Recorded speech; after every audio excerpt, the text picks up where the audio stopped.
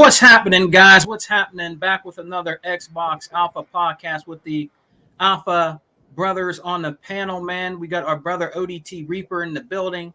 We also got our brother DJ Tuckmaster in the building, man. The topic, well, not the topic, but what we have today is the PS trolls are still in denial. That's the name of the podcast today, man. And our brother ODT Reaper got some stuff to talk about, chopping up some game, and so does our brother DJ Tuckmaster. So let's start with ODT. ODT, my brother, man, welcome back to the Alpha Podcast, man. Tell the people where they can find you.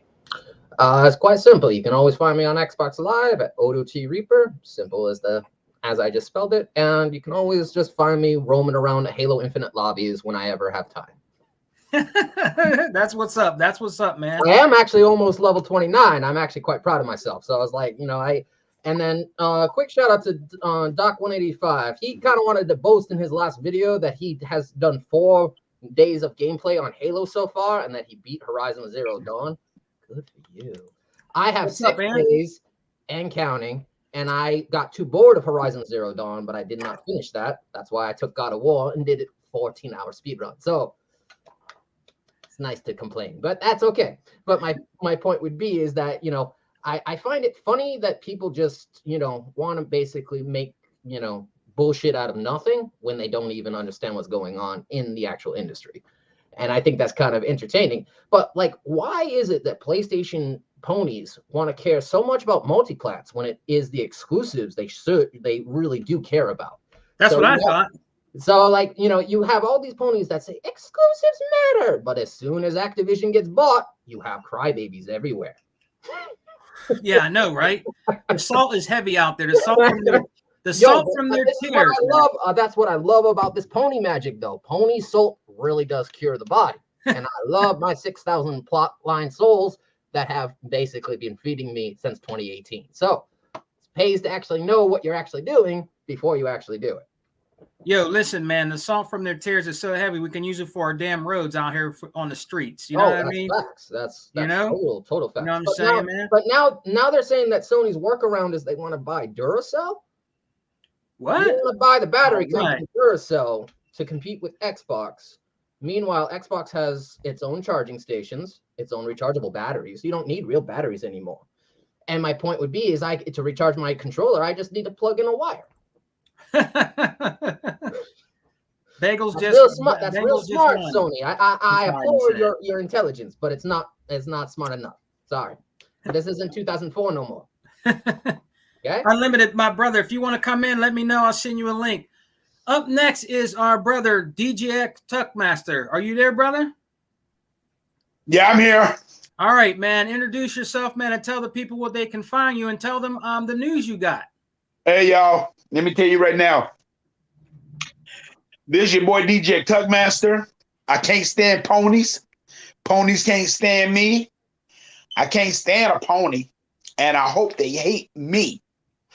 But what you can do, you can reach me on Instagram, Facebook, of course. Of course, Xbox, like always. But let's get this thing to rolling. Hey, you forgot something, man. Tell them what you got coming up. Oh yeah, by the way, y'all. And this is strictly for the Xbox people, Xbox, Sony ponies, if they want to listen to it, which I know they ain't gonna want to listen to it. Cause I got this good idea. I'm gonna start doing it every week.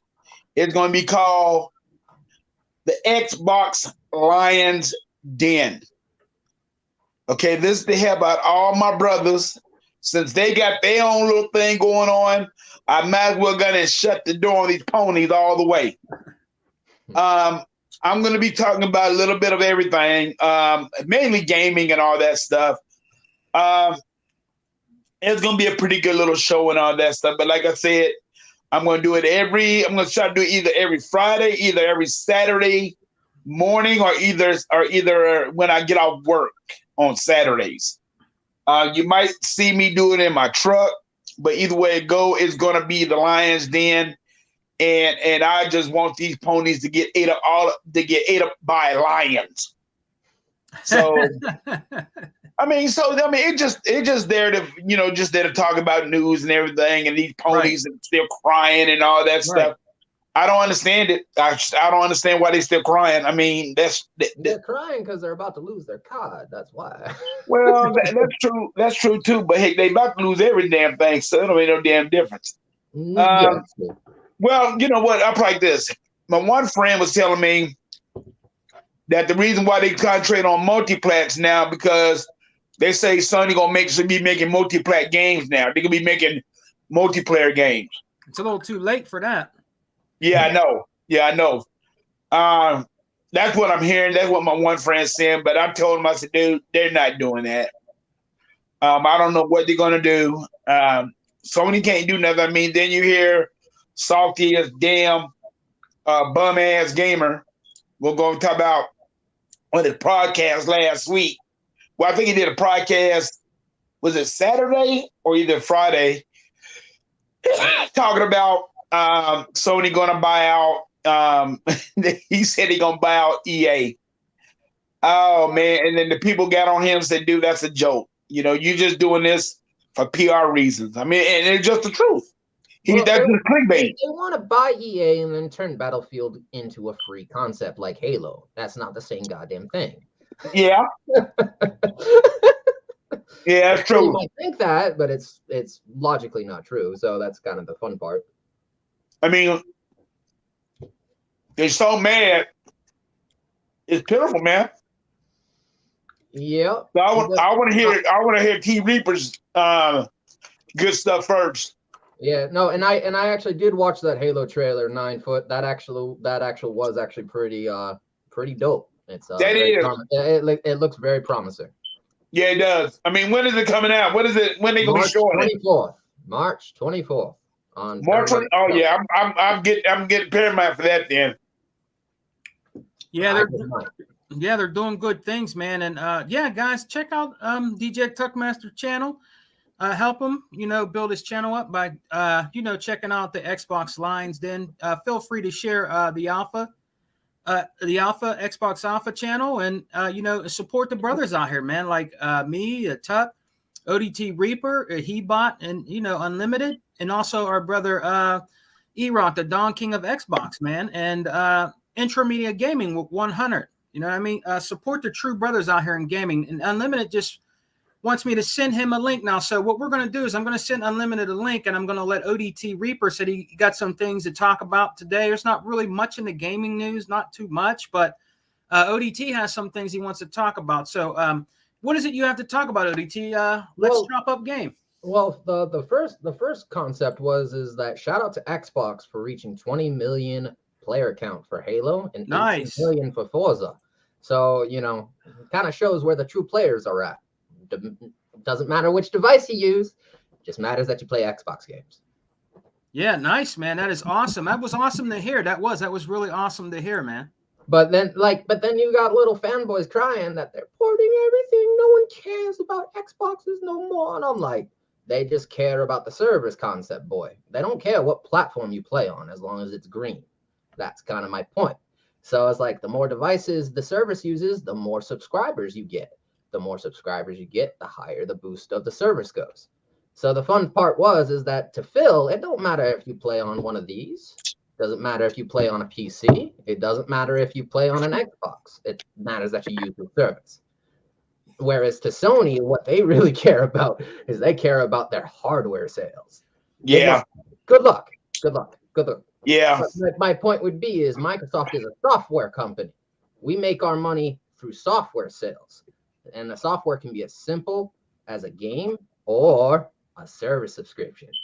So, well, hey, T. Reaper, that's the reason why I said on the Lions Den, I said if you want to think about it, if you just really, really want to think about what's going on now, every Xbox system that they sell is actually a bonus. And what I mean by bonus, you just think about it. They making big time money on the Game Pass. Yeah.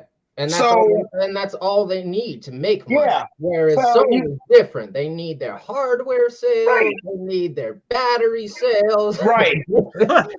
They need their exclusive sales. And to make more money from their exclusives, where do they put them? They put them on PC. So that's the reason why I said, think about it. All the consoles that they sell is a bonus. Yeah, It's just a bonus. it's a good bonus. It's not. Xbox Uprising. What's up, it's brother? not. It's not actually needed. It's just a bonus. So Right. Welcome to the channel, and bro. anything extra to Phil is just extra fun cash to him. So that's kind of the other fun part. Whereas What's this, Sony is bleeding dry, and I can't understand how they're actually going to fix this problem now that they lost Activision. So Yeah, we'll see. yeah. But I'm kind of curious about that because it's going to be kind of an interesting turnaround. I don't know about that channel. I don't think Sony could buy EA or Take-Two, man. I don't see that happening. You know? Yeah, because if Sony goes the EA route, what they want to do to Battlefield is turn it into a free to play concept, just like Halo is. But as I just said, Battlefield and Halo are two different games. It doesn't attract the player the same. Yeah, I don't really see that happening, man. I mean, EA, nah, I don't think EA would. I don't think they have the bank to touch EA. You know. But like Sony's got to do something if they want to stay by themselves. Yeah. Otherwise, Phil's just going to knock on their door with a paycheck, and that's just it's kind of too late because even out there in social media, they're saying if they're going to try to do something, they got to play a lot of catch up. Yeah, they do. But the reason Sony has to play catch up is because it's on its single player only driven point of view. If you switch that and you switch it to multiplayer multiplats that Sony itself actually create and fund, might be a different story. But I don't see that happening now that Xbox Live is so big, and I don't see now that we're about to go into a play anywhere concept with Xbox services anyway. Yeah. What's up, Unlimited? Thanks for coming, brother. Oh yeah, no problem, man. What's up with y'all? Hey man, I just named the podcast, you know, PS Trolls are still in denial. You know what I mean? Ain't a whole lot to talk about, man. We're just gonna chop up some game talking about what's been going on recently, you know, in out here in the gaming streets, bro. How you been, man? I'm good. I'm blessed, man. I'm blessed. Yeah, I was going to pop in for a little while. I don't know if I'll stay for the whole show. Yeah, stay as long as you want, brother. Yeah. So what's up, man? Yeah, what's up? What's up, Chuck? Well, I really want you to talk about is the Nintendo crap. Mm-hmm. Oh yeah. Hey, if you don't mind, let me save that because I'm still working on it. So yeah, let me save that until I'm ready. Save it, man. Yeah, no problem. But it's gonna be good, Chuck. It's gonna be good. So Unlimited, man, why they still in denial, Unlimited? They're still crying, man. I hate to keep talking about this every Alpha podcast, man, but we got to keep it going because they want to keep it going. Why are they still crying, brother? That's because they're in the third stage of grief right now. That's that's facts. They had the anger last week, then the bargaining. Now they're in denial. now they want what is that? EA, I believe, is the one that they're having a rumor over. And Take-Two, EA, something. They, for some reason, they're still on this train that Sony could keep up with Microsoft, which is just with the day that they come to that realization, it will be a wonderful day, so we can stop hearing this nonsense. But yeah, they're still the denial's real, man. Sega man ain't lying to everybody's watching. The denial is real. And Unlimited, in your opinion, I don't really think. I don't think they can they even buy EA or Take-Two? No, not at all. Not at all. This company, they don't have the money like that to get an EA or Take-Two. That's why they're only getting these smaller developers because that's all they could afford. But Unlimited, what do they get after buying Duracell company? That doesn't make any sense to me. After buying who? Duracell, your battery company. Oh, yeah. What the hell, man? What's going on there? They're buying Duracell. I don't. That sounds kind of laughable to me. But I mean, what is Duracell going to do? I mean, that's not really going to do anything. I mean, Hey I man, don't know. Maybe they won't have to but keep making their controllers totally electronically rechargeable. no. Yeah, Duracell can help them out with that. They can definitely help You them can out. finally Help introduce them the out with concept that, of man. batteries to your PlayStation controllers. Yeah, I don't know, bro. That's as far as them buying a. I don't see. Maybe they could buy somebody smaller, but EA no. I just that don't see that happening, man. And Take-Two, I don't know, man. I That's could why see they got Microsoft buying them. Oh yeah, Microsoft could buy Yeah, well, anybody. yeah, but Phil, see, like Phil said in his Twitter tweet, he sees Sony as a very, very pivotal part of their actual next design. They like them. So because Sony will make him money, he ain't gonna buy them outright. He can just leech them. They are making a lot of money off Sony. So Yeah. Yeah, yeah. And sooner or later, once that leech dries up, there goes Sony. So that's kind of, and I can see why he wants to basically keep all remaining agreements with Sony, because you basically put the next 3 CODs on both systems. Where does that money now go? Yeah. Yep. But Well, that's Phil playing smart business, not in a monopoly. So I wish people would go back to class, because you'll learn that, because they can't make a monopoly with Amazon and Apple above them. Yeah. Man, they're so far away from a monopoly. There ain't no monopoly. Yeah, there ain't gonna. Yeah, they're very. They could be happy. They got a new game coming out soon. What is it called again? Horizon Forbidden West. Yeah. So So, that Tuck always call it Horizon Breath of the Wild. or Horizon Zero Yawn or Zero Yawn or something like that. Horizon Zero Yawn or something. But you know what? Hey, we'll see. We'll see when that game comes out. When they see that footage, of somebody playing it on a PS5, you'll get some rinse and repeat. Xbox is dead, and we have the best story-driven games and better graphics. I mean, it never stops, man. I'm so used to that now. It's like everyday living, bro. Anything you come out with, that Unlimited. Yeah, I mean, it's like it's like a big old piece of thorn in your ass. You're gonna hear it until the end of time. So, that Elden Ring game soon comes out too, next month. Yeah. And so does Dying Light 2.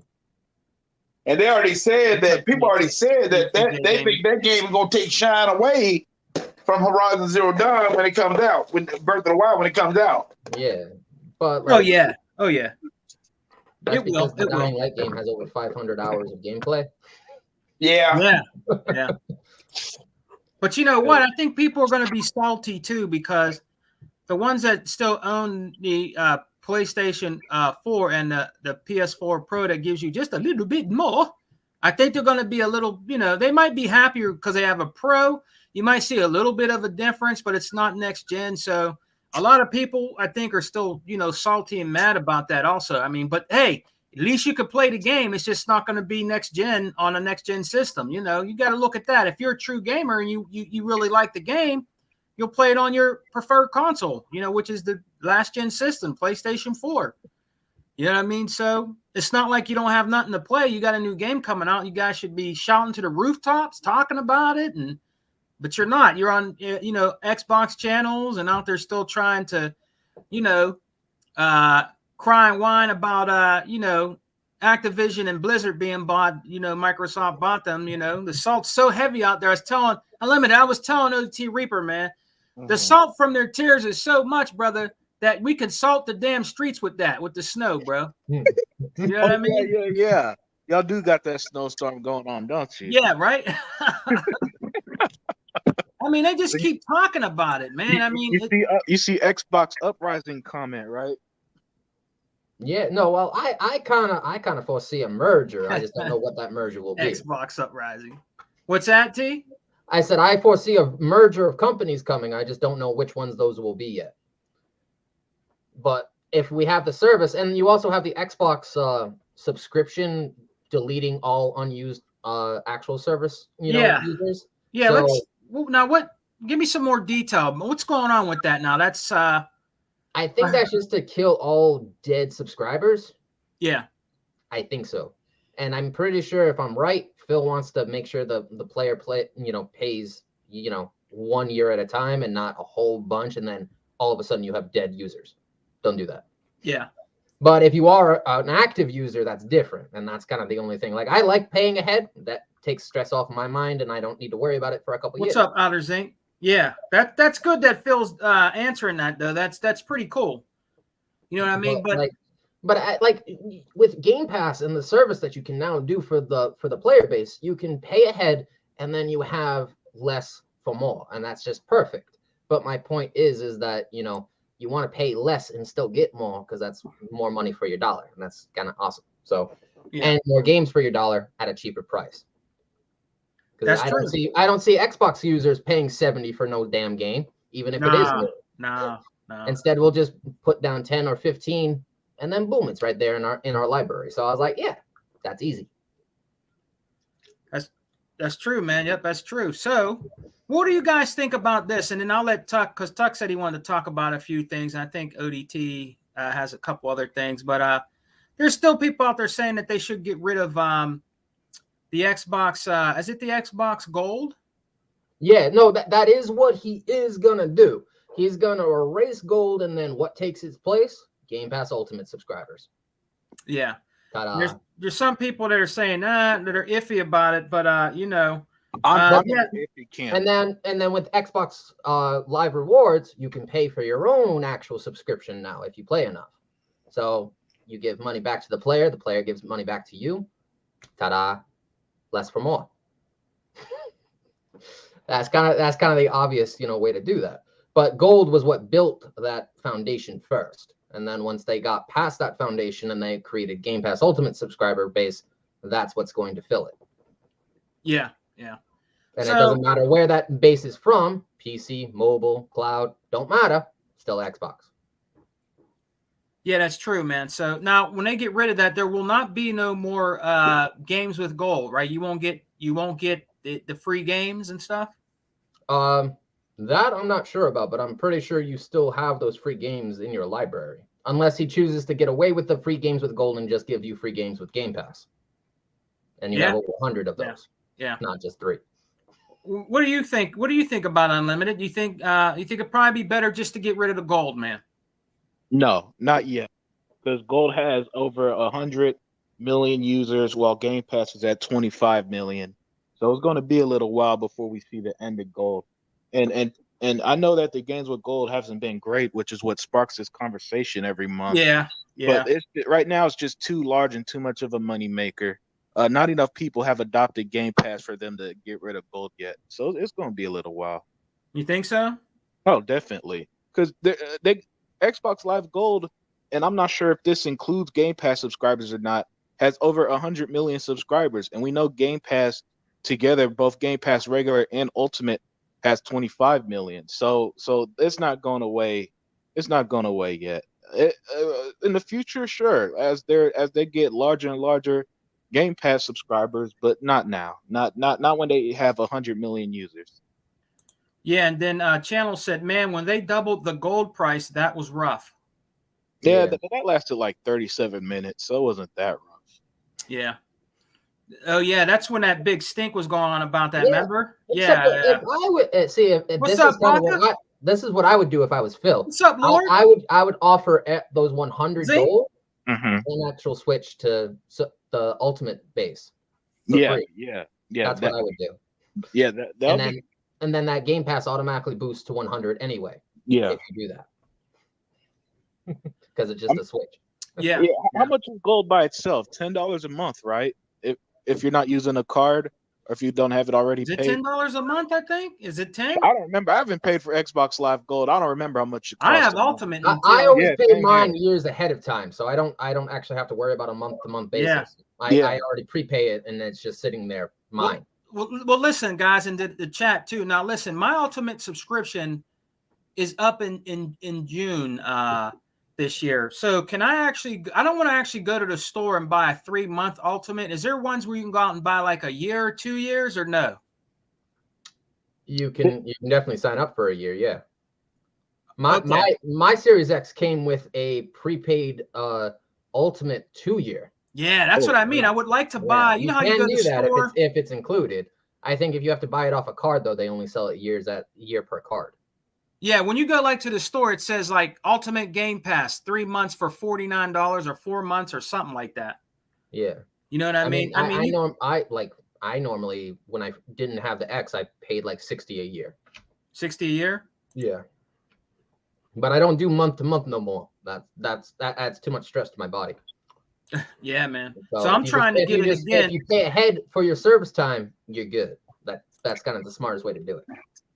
Yeah, that's what I'm trying to do. I'm trying to get it for a couple more years, because when I implemented everything that I already had on Gold and all that to the Ultimate, it gave me a few years. You know what I mean? So mine is up this June of 2022. So I've had Ultimate Game Pass for a while now. You know what I mean? So when I first signed up and got that, when it was $100, I bought $100 Ultimate thing at I think it was Sam's. My wife gave it to me for Christmas, and it ends up turning. They gave me a few more years. I was like, damn, this is pretty decent. So I'm trying to do like a couple more years on top of that. You know what I mean? So I got to do my research. You know, I don't want to keep buying like 3-month cards or 6-month cards. You know what I mean, or something like that. We'll see. I have to go out there and do some research on that. You know what I mean? Because I want to keep Ultimate Game Pass because it's the best value for your buck. You know what I mean? It is, yeah. And I truly believe that is Phil's next design, is to switch everybody from Gold to Ultimate Game Pass for free. Yeah, oh yeah, you're right. Xbox Uprising, that's a good game. I've been playing it. The Space Invaders IG is free in the games with Gold. Yes, it's an old OG, you know, blast from the past. It's a great game. I like playing it, man. It's pretty awesome. And Channel said $60 a year, $10 a month. That's what Channel's saying. So okay. Yeah, okay. Yeah, that's cool, man. But I gotta look into it, fellas. I gotta see what I can do, because I want to try to get at least 2-3 years, even if I have to pay a couple $100. I mean, it's worth it. It's definitely worth it. Because once so you know, that's what I'm gonna do. And hey, if you do that now, let's say I went out now and got something for like $100-$200 for 3 more years, I could put that code in now and it would add to it, right? Mm-hmm. Right. Okay. All right. My Game Pass Ultimate doesn't expire till 2024. Damn. That was my Christmas present. Damn, you are set. You are set. I don't have to do anything except just wait. Yeah. Damn. I mean, it's like for myself, like I got, you know, I went on and bought the Ultimate, you know, I went on and got the access to, and I'm already booked up until the end of 2022. That's good though. But you've had it for a while. But that's just on my regular subscription. That's not including with the all access. Yeah. I don't have to activate that until the end of this year. Okay. And then it give me 2 more years after that. Yeah, that's cool. What's up, man? Shouts out to the chat. We're 18 deep in the Alpha podcast tonight. What's up to the chat? Much respect for you guys coming and rocking out with us, man, and chopping up game. What's up, guys? Thank you for coming. But yeah, bro, I'm gonna look into it too. Like I said, I'll definitely get it before the year's up. You know, I mean, before my subscription's up. Oh, believe me, I'll have it. I'll have it before that, where I can get like 2 more years. I'm gonna tell you what I think. I think what it'd be a good idea for them to do, because see, you know, like the game, you know, like Gold, you can get it for like $60 a year, right? Mm-hmm. Yeah. Let's say Microsoft. Okay, you know what?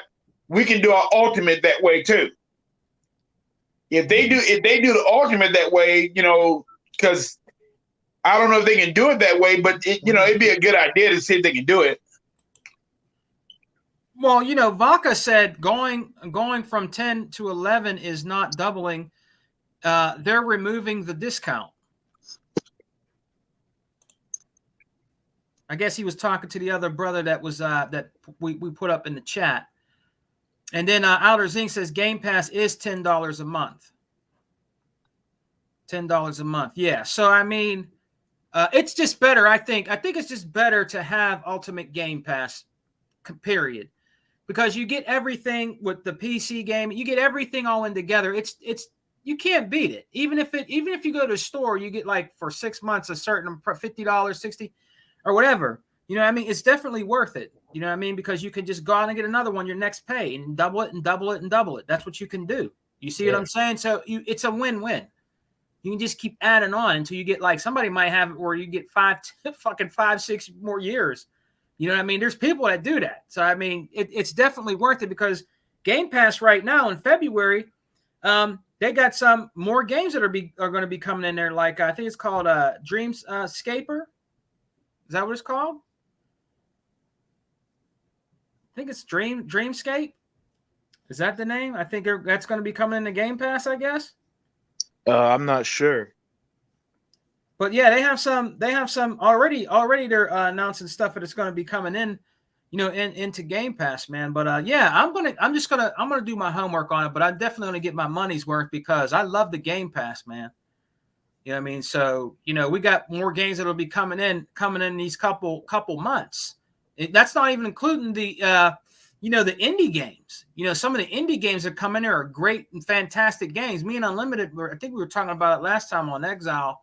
You know, like he said, he likes the indie games that come in there because some of the indie games that come in there are really goddamn good games. Yeah, they are. You know, like what's that one? There's that one indie that's really good. I can't remember the name of that damn game. There's a few of them that are just really, really good. People just have to give them a chance, man. You got to give those games a chance, you know? That's the thing. Yeah, and that's one of the great things about Game Pass.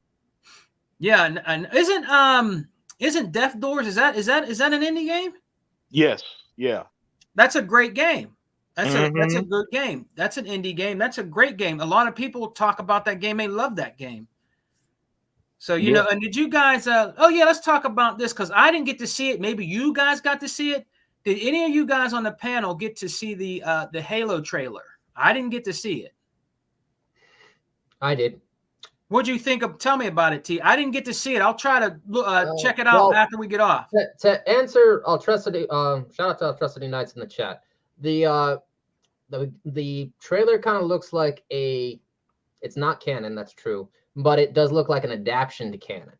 So what I would personally believe is that it's going to tell the Before Reach Harvest story or a similar timeline to that story, where the Covenant first invaded and you had the first Spartans ever created defend. What's up, Fatal?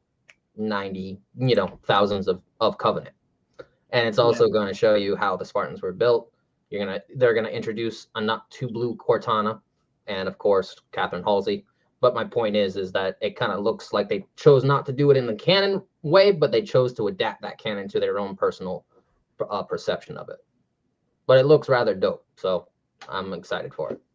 So what? How long was the trailer? Was it like what? Couple minutes or what? Less than 2 minute flat. Oh yeah. And when's that come out? March 24th this year on Paramount Plus. Oh man, I can't wait. That's only 2 months away. I can't wait. I can't wait. But it does look rather dope. I'm kind of impressed with what Paramount actually chose to do with it. Oh, nice, man. Nice. So hopefully we get, how in the past, guys, and everybody in the chat can talk about this too. You know how we got the Double Dragon movies and the Mortal Kombat movies and like the Mario movies, which are really cheesy, that really bombed some of them. You know what I mean? When they would make these video game movies, but some of the Mortal Kombat movies, they were okay. You know what I mean? But hopefully they really do good with the Halo one. I can't wait to check it out. Dakota, that's why I said it was going to be similar to that storyline, not the exact same thing. Yeah. We shall But it is see. Definitely Before Reach. I'll give you that. That is true. What'd you say? The trailer, the storyline that is not canon, it's definitely Before Reach. Oh, it's Before Reach. Mm-hmm. Okay. All right, Brother Tuck. There was some things you wanted to talk about, man. What else did you want to talk about, brother? Well, I tell you right now, man, this is the only thing I really got to talk about is this. I'm getting tired of these crybabies. They just want to cry. I mean, you're crying because you don't got nothing on your platform.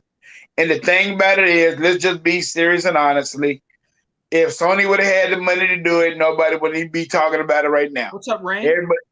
the first thing people would have been talking about, oh, Xbox over with. Big deal. The thing about it is we're not, and we're moving on. We got the money.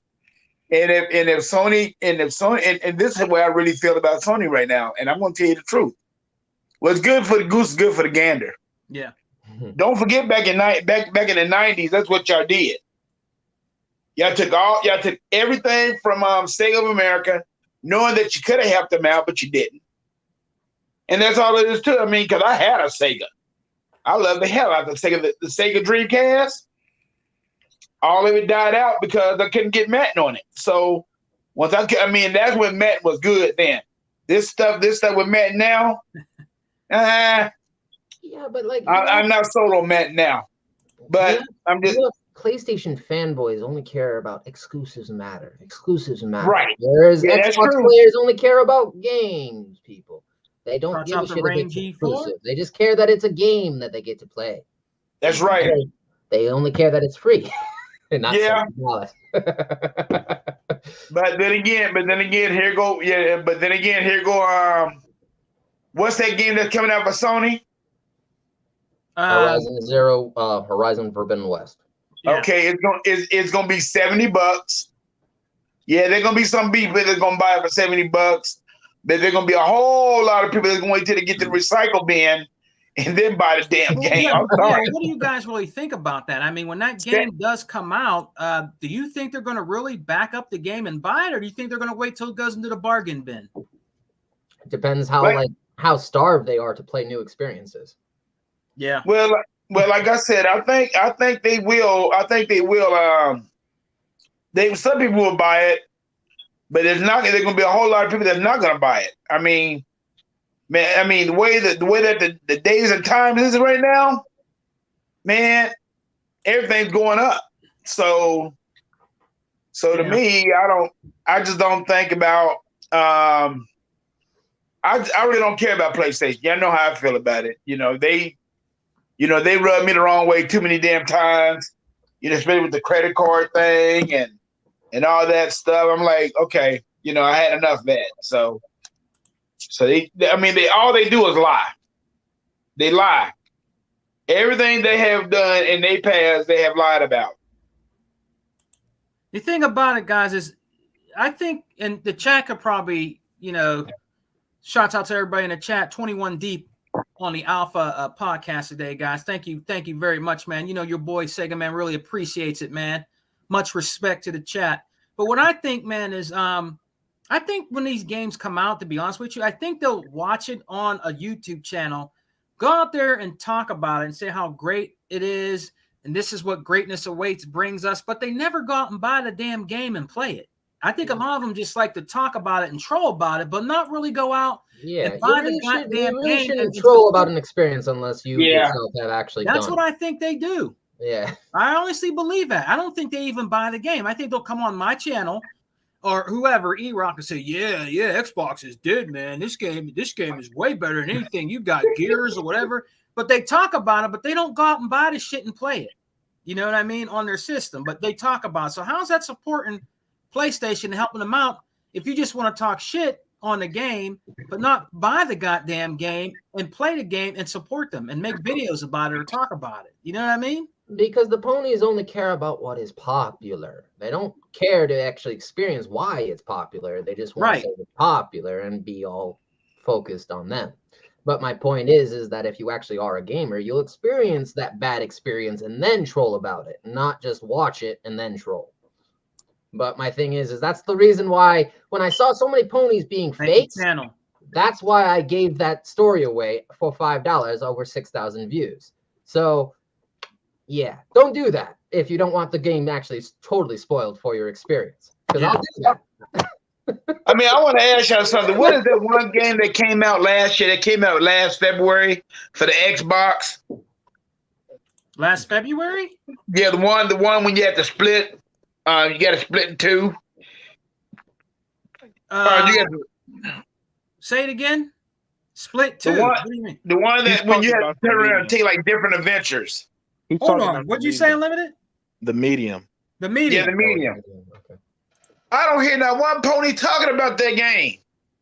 And it Not went over, one. it went over, And it it's went on over your to our console. system. Yeah, that's what I mean. You never hear them talk. That's what I'm talking about. We talked about the medium. We talked about Yeah. how we talked about how we enjoyed it. That's when your boy Sega Man still had the 1X, and I played it on my laptop. And me Unlimited and E-Rock, all of us was talking about how good the game is. It's an And awesome, we- scary And game, but they we never talk enjoy about the it. game. They never talk about it.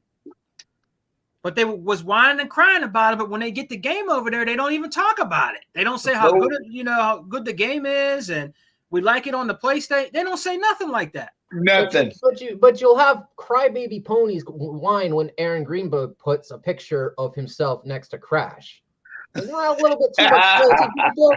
Like, that's kind of what I'm personally thinking. That sounds jealousy to me, but that's just me. And Rain So- G4, man, he makes a good point. He said they didn't care about Shenmue.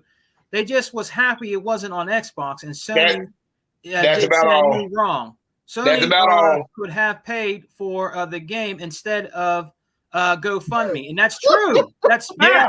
fact. That's facts. He's That's spitting fact. facts. Yeah, he is. That's And- text and- all. and- That's and- text and- all day long. And Rain, shout out to Rain. He made a really other good point. Microsoft doesn't need console sales when you have your software on everything. That's also fact. Right. Yeah. I mean, that's what we're saying. It's just like you said, they don't need it. I mean, that's why I'm just saying every console that they sell ain't never a bonus. But When you like, got 20, when but you how got 20, for Sony does it take you 25 years to realize your competitor is beating you through software, not hardware? but you know what? Hey, Team Reaper, but you keep on trying to tell these ponies that they still think, oh, we won the console war because we got more consoles out. I said, dude, it's not even like that. I said, you got to have software out there. I said, as of right now, when it come down to this pandemic, you think about it, these consoles might not go down for a while. Yeah. Yeah. They might not go down for a while because, hey, and let me tell you, and I don't think it's going to go down at all, really. I mean, they might go down maybe like 2 years from now, but right now they ain't going down. They can't do it. Yeah, But that's the- right. That's right. But the thing about it is, what Microsoft is doing right because they got the Xbox Series S kicking everybody's ass right now. It is. And if they lower that down, but now just think about it. If they can afford to lower that down, how much of the squeeze that is going to really put on Sony's PS4 Pro? That's going to put a squeeze on them. Yeah, that's going to put a squeeze on them big time because they can't bring down the PS4 no more than what it is. Yeah, and then we had a guy in here. I just had to block him. I think his name was Mike Johnson, saying that the medium is trash and Xbox didn't win anything. This is what I'm saying. Like I said, they always come to the channel when everything is going good for Microsoft's Xbox, and the Xbox fans are in here, chopping up game and talking facts. They want to come in here and troll, and this is why they don't have nothing else to talk about. They don't have nothing else better to do. You know what I mean? Like, I'm pretty sure we'll make a soccer account and come back. I mean, if you say it's never won a Just keep generation, getting blocked. how are they about 2.3 trillion now? Yeah. And what's That's higher, folks? Billions or trillions? Please Well, do that's your them math being- and then answer the question. They're being ass hurt, and that's cool. Keep being ass hurt. This is what I'm talking about. It's rinse and repeat. It's rinse and repeat with these guys. They can never, they can never get enough. You know what I mean? They would rather just keep talking shit and be in denial. That's why the podcast is PS Trolls are still in denial, because they come in here and they just talk about shit they don't know what the hell they're talking about, man. And then you have the chat light them up and make a mockery out of them. You know what I mean? Well, it's whatever. You know what I mean? We're happy over here. You know what I mean? So you can keep trolling all you want. We're eating good, very good. So I mean, hey, Hey, we eating good. Hey, we eating good, and plus we drinking good quality H2O. Now, everything is looking, beautiful for Microsoft right now, and right. That's right. Yeah. So it's like, it's kind of like you put in the hard work, eventually it pays off. I wanted to It pays ask off in more than one way, which is kind of a very good thing. and T and Unlimited. I wanted to ask you guys something. I can't remember the name of the podcast and the guy. Who was the guy that was? I don't know if it was an Xbox podcast where he was like saying Microsoft is trying to be buy a monopoly, and I can't remember the guy's name. I seen a little preview of it, but it might have been. I can't remember what podcast it was, but he was saying that Microsoft is trying to buy their way in, trying to monopolize everything and stuff like that. I can't remember the name of the podcast. But monopoly if you still are in third place. Yeah. I just can't remember the name of the podcast. It was funny as fuck, but as I said before, ponies don't go to class, so that's kind of my point. And then, NWO Prime makes a good point. Shout out to our OG brother, NWO Prime. He said, I never understood why they come in Xbox podcasts. I never been in a PlayStation podcast. That's facts. I don't go in the PlayStation podcast and be like, oh, the PlayStation 4 sucks. Colin Moriarty is who said it. Yeah, it's Colin Moriarty. That's it. Thank you, Vaca. I mean, you never see us in there. I don't go, oh, PlayStation 5 sucks. It's overheating. It's crashing. Oh man, I mean, it's just garbage. It's utter garbage and all. I mean, I don't do that. I don't have no reason to. I really don't. I have no reason to. Sony has to fix their mistakes, and if you really want to support your company, you should go on their podcast, call them up, or talk to them about, hey, what's going on over there? What's going on with the PlayStation 5? I mean, we're not in nobody's podcast that are PlayStation centric, talking shit. I mean, we're more mature than that. You know what I mean? So whatever. You know what I mean? And he's right. NWO Prime is right. Every time E-Rock makes a podcast, every time I make one, I believe Unlimited also, when he does We Got Next, we always get those in there. 100, we always get those in there all the goddamn time. You know what I mean? It's just that their ass hurt because Microsoft is winning. I'm saying it right now. Microsoft Xbox is whipping Sony's ass. Okay, they are. When it comes to consumers, when it comes to gaming, they're whipping their ass. All right. I mean, they just start because you guys, honestly, you don't have nothing to play over there. Just to be honest with you, you got multi-plats, you got a new game coming out because they just want to focus only on their single-player narrative focus. If you didn't do that, maybe that wouldn't be the case. Right. And those single-player narrative focuses are one and dones. They aren't unlimited playtime. Right. Oh, we got Hebot in the building. Let's get our brother Hebot in here, man. We got Hebot in the building, man. Let's get brother Hebot in here. Hebot has come in and joined us. What's up, Hebot? How you doing, my brother? He probably getting his mic situated. But just trying to get ready to see my Niners play these Rams again and see if they go to the Super Bowl. Oh man, hey man, hey Hebot, man, congrats, man. They probably will. They probably will, Hebot. They probably. I don't know. Usually teams don't beat a team 3 times back to back, but let's see. Well, hey, Hebot. That's where you're wrong. They didn't beat them the last 6 times. Yeah, I know, but this is a playoff, so it's a different situation. It don't mean no doubt. Football is football. Energy's different. You still gotta play. I understand what you're talking about. They gotta play at their home. You know, goddamn well, their referees ain't gonna play in favor of the Niners. So it is what it is.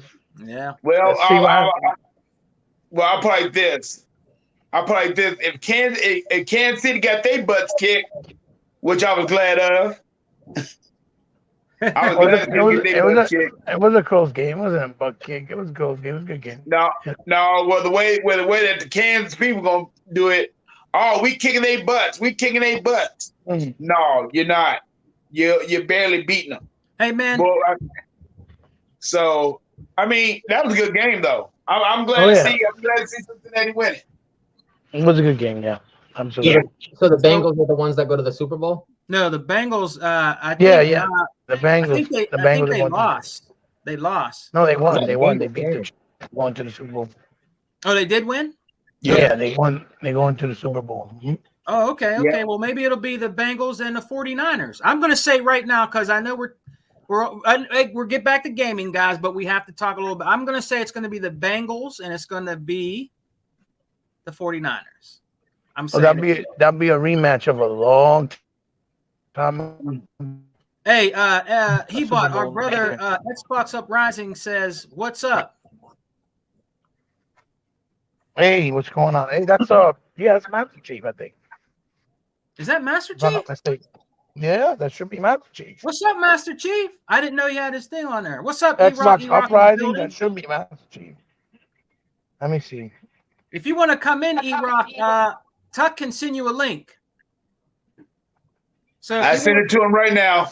So if you want to come in, he's going to send you a link. That's definitely Chief, yeah. What's up, Master Chief? What's up, my man? What's going on, brother? Glad you can join us. I didn't know it was you, Master Chief. He was in here earlier, He-Bot. I didn't know that was Master Chief, man. What's up, brother? What's going on? Chiefy. Hey, He-Bot, man, why are the PS trolls still in denial, man? Give us a quick rundown, He-Bot. Why are they still crying, man? I'm trying not to talk about this no more, He-Bot, but they just keep crying, brother. What's the problem? They got a new game coming out soon. Why are they crying, man? They know the end is near. Yo, the end is near. I got a red sunrise this morning, yo. That is a sign. I'm sorry. The end is near. Listen, yeah, the end is near when I get Red Dawn Power. Good. When I get Red Dawn Power, good. I told you guys. It's good to see this because they didn't care when they were doing it to Sega. You know what I mean? They didn't care when they disrespected Nintendo. They didn't care. Yeah. They're just getting what they reaped and what they sowed for so many years, and now their time has come.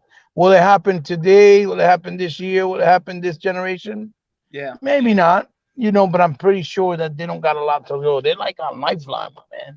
Yeah, they're $2 trillion in debt. Yeah, go figure. Yeah. $2 trillion in debt. That's a lot of goddamn money. Oh, yes, it is. Hey, Vodka, how are you, brother? How are you? That's a lot of pesos, my nigga. Yeah. Oh, yeah. He said, my nigga. No, plus, you know, you got also, you know, let's keep it real, too. The other problem is, you know, Unlimited knows because he's on Twitter just as much as I be, you know, because he could see, right? Yeah. You got these damn fucking articles from actual websites saying things right now like 7 reasons why you shouldn't buy an Xbox Series X or X, right? X or S. And one of the reasons they give, number one, is it has no games. Like, Jesus fucking Christ. Are we still playing this dumb game? Are we really playing this rhetoric? Like, when you got things like that, all that's just creating hope for the ponies, you know what I'm saying? Or the donkeys. Yeah. They keep thinking, oh, it's not over. Yeah, we're still in the fight. We all know that console sales are not making revenue. You know, they just don't. Hey, tell E-Rock I send it through Messenger. All right, hey, E-Rock, brother. Uprising Chief, Master Chief said that he's seen the Grim Reaper standing over Sony's headquarters. Yeah, that's right. Funny. Yes, sir. The Grim Reaper is here. Well, this Reaper is from Krypton, so I can't wait to use that power on Sony. That shit's gonna be fun. I already used part of it about 4 years ago, so let's try this again. This time on full force. It is what it is. It's a big old party, brother. We got the Don King of Xbox, E-Rock X, in the building. What's up, brother? E-Rock. Yeah, Baka's here too. Hey, what's up, Baka? What's up, E? What's going on, everybody? Hey, E-Rock, man. I was just talking to He-Bot, brother. I'm tired of doing these podcasts, man. I'm tired of doing these podcasts, man, about the PS trolls are still in denial, bro. Why they keep doing this, E? What's the problem? They got the new game coming out, Horizon Zero Dawn. I mean, what's the problem, man? What they doing? What they do now? What I miss? They're just in denial. The fact that they tried to cry to Biden because they thought it was a monopoly. The fact that they're crying because Aaron loves his Crash Bandicoot. Which one? They're pushing the rumor that Sony's purchasing EA. Yeah. Oh, that was beautiful. That guy Joe Miller. Yeah. That guy Joe Miller got smashed. Yeah, man. Because he put he got smashed. He got a leaked source from that place account something, saying that there was rumors that they're going to buy Konami, Capcom, and Take-Two, and they came out themselves and said, "Please stop spreading fake, false rumors. Like we do not, you know, like they made them look stupid right on Twitter. Like that shit was amazing." They shut him down. You know, he's a white knight for the Sony, for the ponies over there on Twitter. It says, "Oh, Rain, what's going on, brother?" Wow. I don't know Yeah, how you have white knights yeah, for Sony you're right. if They all their white yeah, knight products yeah. are all one and dones. I don't see that. To be a white knight, you need repetition in your gaming, not just He's the white one and knight, done. baby. He's the white knight, Joe Miller, the pony white knight. He got smashed. Shit was great. Yeah. Man, they just won't, they just won't shut up. I had a dude in here earlier, I guess Micah Johnson, saying that the medium sucked and Xbox didn't win anything. I mean, they can't stay away. They can't stay away, man. I think we're like crack to them. The medium only sucked because it wasn't exclusive only on PlayStation. That's why it sucked. They can't stay away and they never learn. But I don't. the stupid ideology for ponies saying Xbox has no games is because they compare exclusives to regular games. Listen, if you can't play no listen, if you can't play no Xbox games on fucking PlayStation or on a Nintendo, then it's exclusive. Period. It's that simple. Yeah. You know what I mean? PC is an open platform that they just, you built PCs to play games. Those are not consoles. Yeah, true. And You know they're what I playing mean? on Windows. And they're playing on Windows. And they're playing on Windows, so it's still an Xbox ecosystem. Yeah. Fucking idiots. They're fucking so dumb. And then you have the industry recreating games we have already played once in our lives before, like just for more money repetition, or making remasters for a higher price. Oh yeah. Oh, that remastered practice is fucking getting out of hand now. That Shadow Man they gave us, that shit was butt nasty cheap. I mean, is that just because the pony They devs charging run us out of $20, ideas? and that I shit don't only think has that- like some little extra stuff that they cut out from the original. I think it was like some extra stuff. Yeah, they're and gonna make that $5. and it's like 4K the resolution when the console could do that by itself just by brute force. Yeah, they're gonna And make I think $5. 60. Like Let me- Jesus Christ. Let me say something, please. Let me Uh-oh. say this. Oh, Oh, go yeah. ahead. All right. As Hebot was explaining the Shadow Man issues, and I completely forgot about that because I haven't purchased it. Look, Microsoft, it's not Microsoft's job to save everybody, but shit like this is why they keep saving these fucking companies. It's because these companies keep throwing this bullshit at us. It don't work, and then the $2 trillion company got to swoop in, throw these devs some money, or purchase them outright to save their fucking asses. Same thing is happening with Activision. Activision has a lot of great developers, right? But their dumb asses started making guys like High Moon and B-Nox, who made the Spider-Man games that Hebot always talks Activision has a about. lot of internal problems, though. Yeah, but they turned all of them into COD support teams instead of just letting them make good games. Now Phil swooped in and said, "Yeah, we're gonna let them make other shit."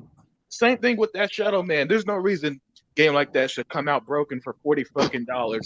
But man, right now, man, Microsoft is everybody's unappreciated rich daddy because Yeah, man. That's as right. everybody fucks up, man, Microsoft got to swoop in. Here comes Phil Spencer cutting checks just to save their asses. But at some point, Microsoft is gonna get sick of this shit, and anything they don't own is just gonna have to die out. Sega, I'm looking at you because Sega, this deal with Sega, it ain't gonna last forever. And when it does, because Sucker, remember, man. just this week they're out of the arcade game now. Yeah. So Yeah, they finally got 100% out of all their shares for the arcades that they had Are left. you serious? Sold them all. No, Yeah. dead serious.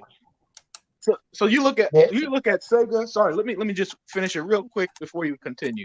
You look at the Sega taking Microsoft money, Activision you put $70 billion, all these smaller developers, ungrateful small developers like the Moon Studios who took millions to finish their games, and then at the end of the day, Sony or Nintendo gets all this fucking praise. Nintendo just released a shitty Pokemon game that's 20 years behind every open world game and is being praised out the ass, except for the one guy who actually said a game sucks and he gets the tech.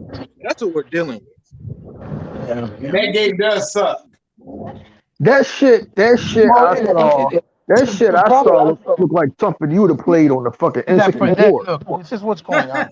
Yeah, it does. The thing is that for them, there never was a Pokemon game breaking barriers at that ever before of any Nintendo, right? Console. So this is the first Pokemon game that's breaking barriers, doing different things in an open world. So for most Sony diehards, I mean, Nintendo diehards that are Pokemon fans, they're like in Cloud9 because they never had a game like that in Yeah, that sense. but But did when you you see look that at the game, you see how dated it is. It's very, very old, structured, and dated. Very structured. he bought, man. He bought. Dated, Dated is an understatement. Fable from Yeah, dated, 4 looks better nigga, than that fucking game. nigga, yeah. dated, I nigga, know that. nigga, I know nigga, nigga, APB is dated. Nigga, fucking test drive is dated. This shit that Unlimited showed me today is at least 4 generations ago. This is like an early N64 game, and motherfuckers paid for this shit. You got And you listen, Nintendo E-Rock. and you E-Rock, hear Nintendo me got out the so name you can and you Nintendo no, because it makes no sense. I'm not trying to hear E-Rock, that bullshit. hear I'm me not. out so that you I'm not. can understand what I'm trying to say. Check this out. What you trying to say? You remember It's when okay. It's okay to buy mediocre shit, but you talk shit about Xbox all that generation. No, of course not. But check this out. Remember when we first got the Xbox One X, right? The One X, right? That it was actually able to push, finally push some real 4K games with Yep. HDR, right? Yep. And even 60 frames for some games, right? Yep. Maybe not as much as should have because developers were being pansy asses and just catering and keeping everything, what you call that parody so that they wouldn't piss off their, Sony audience. Because, when you saw the Xbox exclusive, they actually utilized the console. But, multiplayer games weren't utilized like Rage. Rage was 1080p 60 on both Pro and the Xbox One, when we all know that the Xbox One was capable of more because it was way more powerful, right? Even though it was a mid-gen cycle console. Most of these guys on Sony were like, "Oh yeah, we don't know what, no big deal. 1080p still looks good. 60 frames still look good." But then, when they finally got the PS5 and they started seeing some games actually in 4K resolution, that they finally got to see what it looks like running in 4K with 60 with some of the older games, right? And then they finally got a 4K DVD player. Now they're like, "Oh my God, it's amazing, it's incredible," because they had no fucking clue what they were looking at or they were missing because they never been playing it in that way. You know what I mean? It's the same thing with Nintendo dudes. Nintendo dudes are so stuck, they don't realize how much better things could be if they had an actual powerful console, and they can still make their games that they love and praise, like a Pokemon, with that hardware. Hey, Hebot. Yeah. But how could they not know? We live in the internet age. Just look at They it. know they Just look at don't know it. because they don't see it. They just think that it's about. They just think it's about the gaming experience, which it should be, but they don't understand that it would look so much better with the same experience. Hey, Unlimited. Hey, Unlimited. Can y'all hear me? Yeah. Hey, Unlimited. Unlimited. Case in point. Y'all know I love y'all know I love Hebot. Y'all know this my nigga. Y'all know this my Puerto Rican brother from another mother. But why is he making excuses for these fucking Nintendos? No, I'm not. Hey, Unlimited. Their logic. That's what it No, is. it's no logic to it. Unlimited. Listen. You talking about a group of people like, and I like this dude. I like fucking Mr. T, the Nintendo dude. I followed him for years. I like the character he created.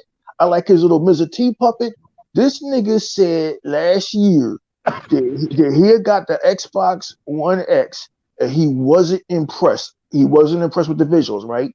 Then he continued on and said, well, he was only playing it on a 1080p television.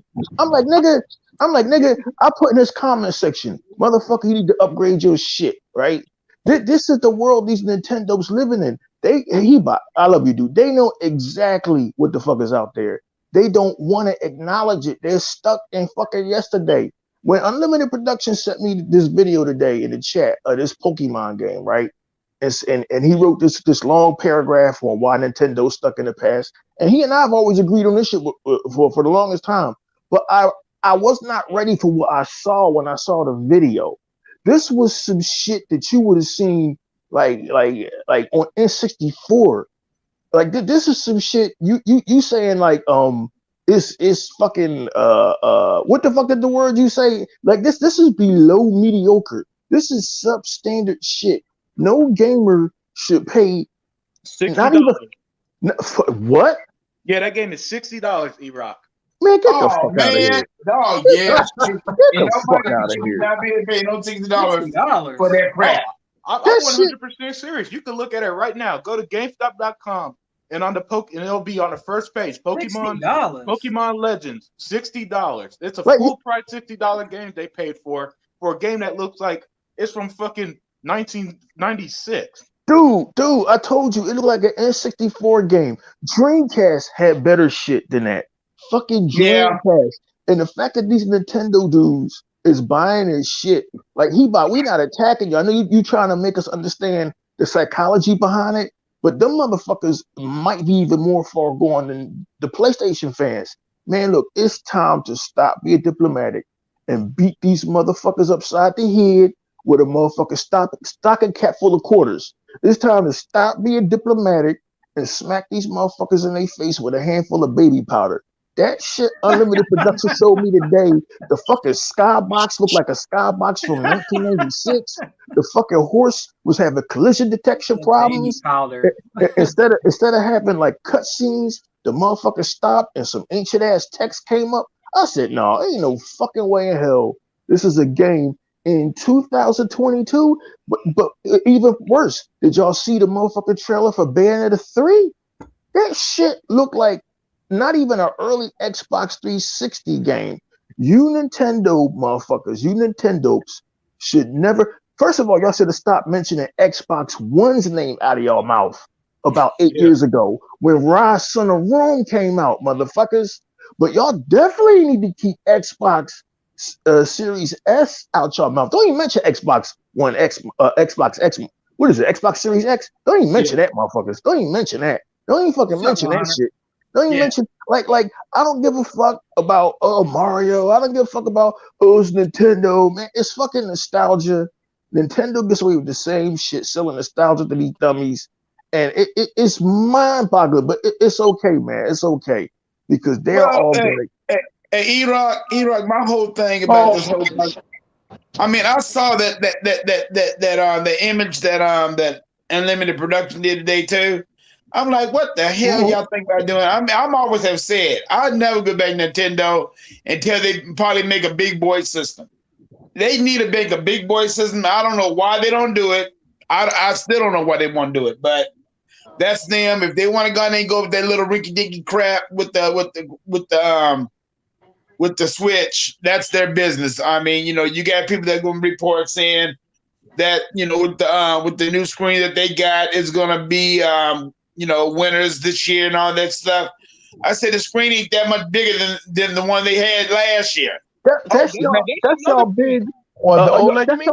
That's y'all big selling point. Another fucking gimmick. What the? Well, the OLED just for better picture quality, but it's not that much bigger. He's right. It really isn't that much bigger. But I mean, remember they sold Metroid Dread for $60, and that game definitely should not have been sold for that price. And I said that crazy, before, bro. long ago. I said when $60? we're in an age and era where we have a quality 2D side-scrolling games like Ori, right? Preach, or like Cuphead, for example, or even I don't know what else came out not too long ago that was really. There's just been really a lot of amazing quality. Song of Iron, right? For example, amazing Song of Iron. Jet Crave, the thing with the jetpack and the caveman. That shit look better. Right. Yeah. That looked just as good, if not even better, in a lot of cases. Because Ori, nothing. The facts are the facts. Ori 2 and 1 look way nicer and better animation-wise. They're beautiful. Obviously, the choreography, they use orchestra to make the music-wise, than Metroid Dread.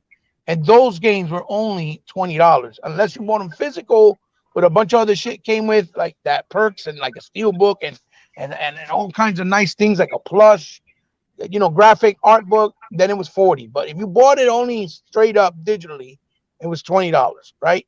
Yeah. You can sell a game like Ori that was almost $6 million to make, just to create that game, for $20 on Xbox. Then there's no reason why Metroid Dread should be $60. I definitely don't agree with that price point thing. I was just trying to speak about the logic of why they think the way they think, because they're so stuck on the old IPs that they had, like Pokemon Snap from the 64 era, and now they're playing an open world one, which I still don't get the logic, because I thought it was they're supposed to catch the Pokemon, and it looks like you got to throw rocks and hit them, and then once you hit them and throw the rocks, then you capture them. I don't understand how that works, but You got to get it does look like a Dreamcast game. Like a no, high that's an insult. No, that's an insult to the Dreamcast. It look like an N64 game. You got to hit the Pokemon. You got to hit the Pokemon with a rock. Give the Pokemon a concussion. Throw them in the Pokeball. The fucking clouds look like clouds from fucking PlayStation. I was looking at that video like, yo, you gotta be. No, this some bullshit. Like if you were gonna look at it for the standards of what old school style, art style, it looks nice, but you could tell that it's still that's not the case. They can make it look better. It don't look nice at all. It don't look. I'm sorry, I can't defend this shit. I can't sit here with good honor and tell the chat whether they like Nintendo or not, whether they grew up with Nintendo or not, whether they love Pokemon as a kid or not, and say that this is worth $60. Not this unlimited. Unlimited. I don't agree that it should be worth Unlimited. Unlimited. Unlimited. You know what that shit looked like? It looked like a mobile game. There was a mobile. Yeah. There's mobile games look better than that shit, dog. Yeah. Shit you play on your fucking cell phone. Like yo, man. Like, look, me and Hebot been trying to explain to y'all for years, right? We trying to get Hebot riled up tonight because he nice tonight for some reason. He must have got laid last night. He must have got laid. Wifey must have fixed some fucking beans and rice. Listen, you're taking what I'm saying out of context. I'm just saying. We've been trying to tell y'all not worth the $60, but I know the mindset of Nintendo drones. I just know how they think. The Japanese are the heels. We've been trying to tell y'all that for years. Yeah. Y'all got that shit twisted. And Microsoft, who's the faces in wrestling terminology, heels are bad guys, faces are good guys. The Japanese are the heels. We're trying to tell y'all for that forever. How do you release a game that's stuck generations in the past and charge $60 and you go out and pay for this shit?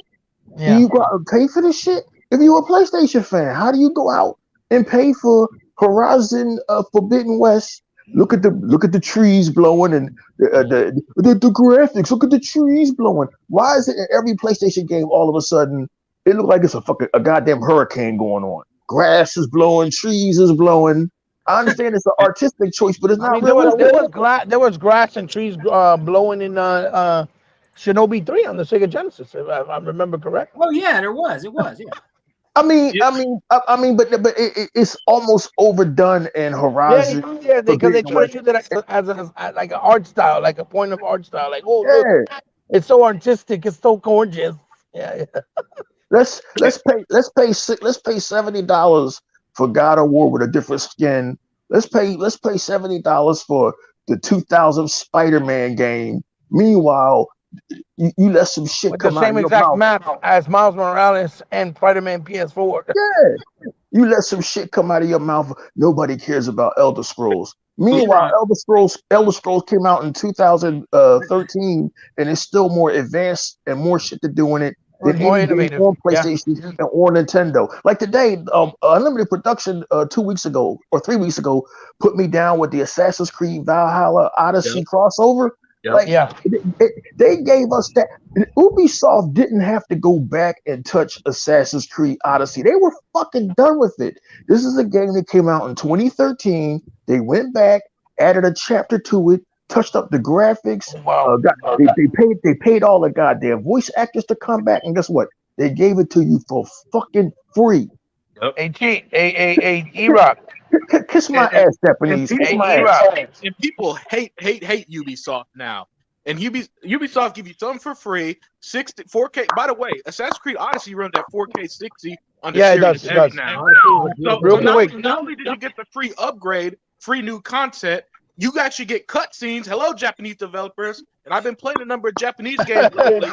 They still do this floating head thing. They don't do full fucking cutscenes in these games. Yeah, yeah, they still do. Cutscenes. They still do the bubbles with the little with the text. Yeah, they don't give you full fucking cutscenes, and, I have that game, and Xbox, people Ryan. debate with us that this is superior.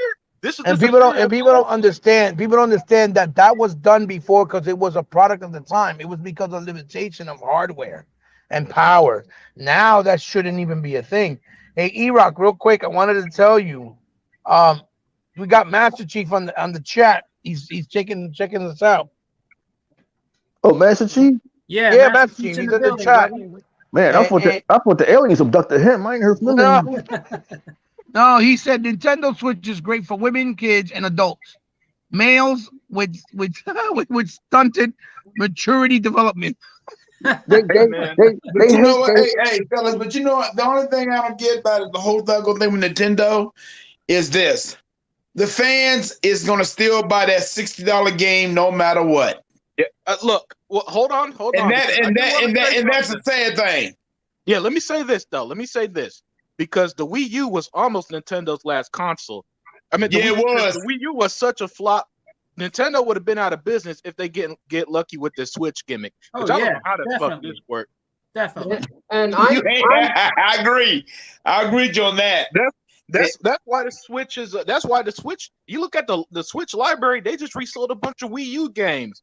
Most of them at full price. They do the same shit Sony just did with Uncharted. Resold old games on the next So console. now, and people unlimited, are unlimited, okay with it ain't unlimited. It's just like you said. And the thing about it is, and if they don't watch it, they gonna wind up being in the same predicament that they was when they had that piece of junk. Look, with Nintendo, you're still playing in 720p.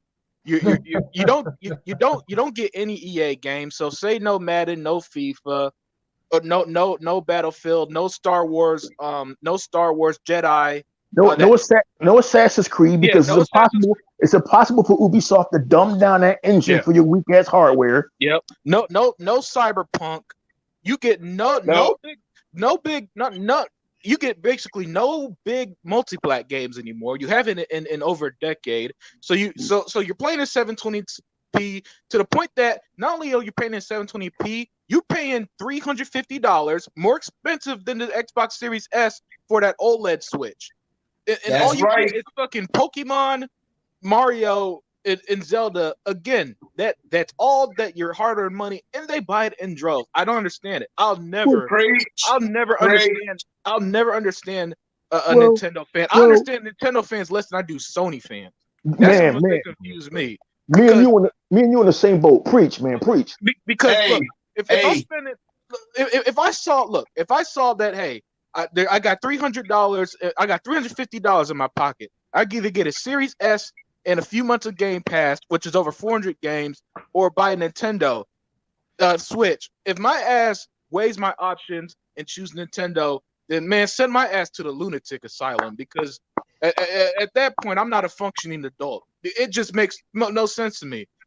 There's nothing Mario could do. Mario's been around since the 80s, maybe even longer. If he bought or E-Rock. Yeah, they were with the first Mario on. I think it was on ColecoVision. Yeah. So for Mario's near 40, maybe even more than 40 years of existence, y'all.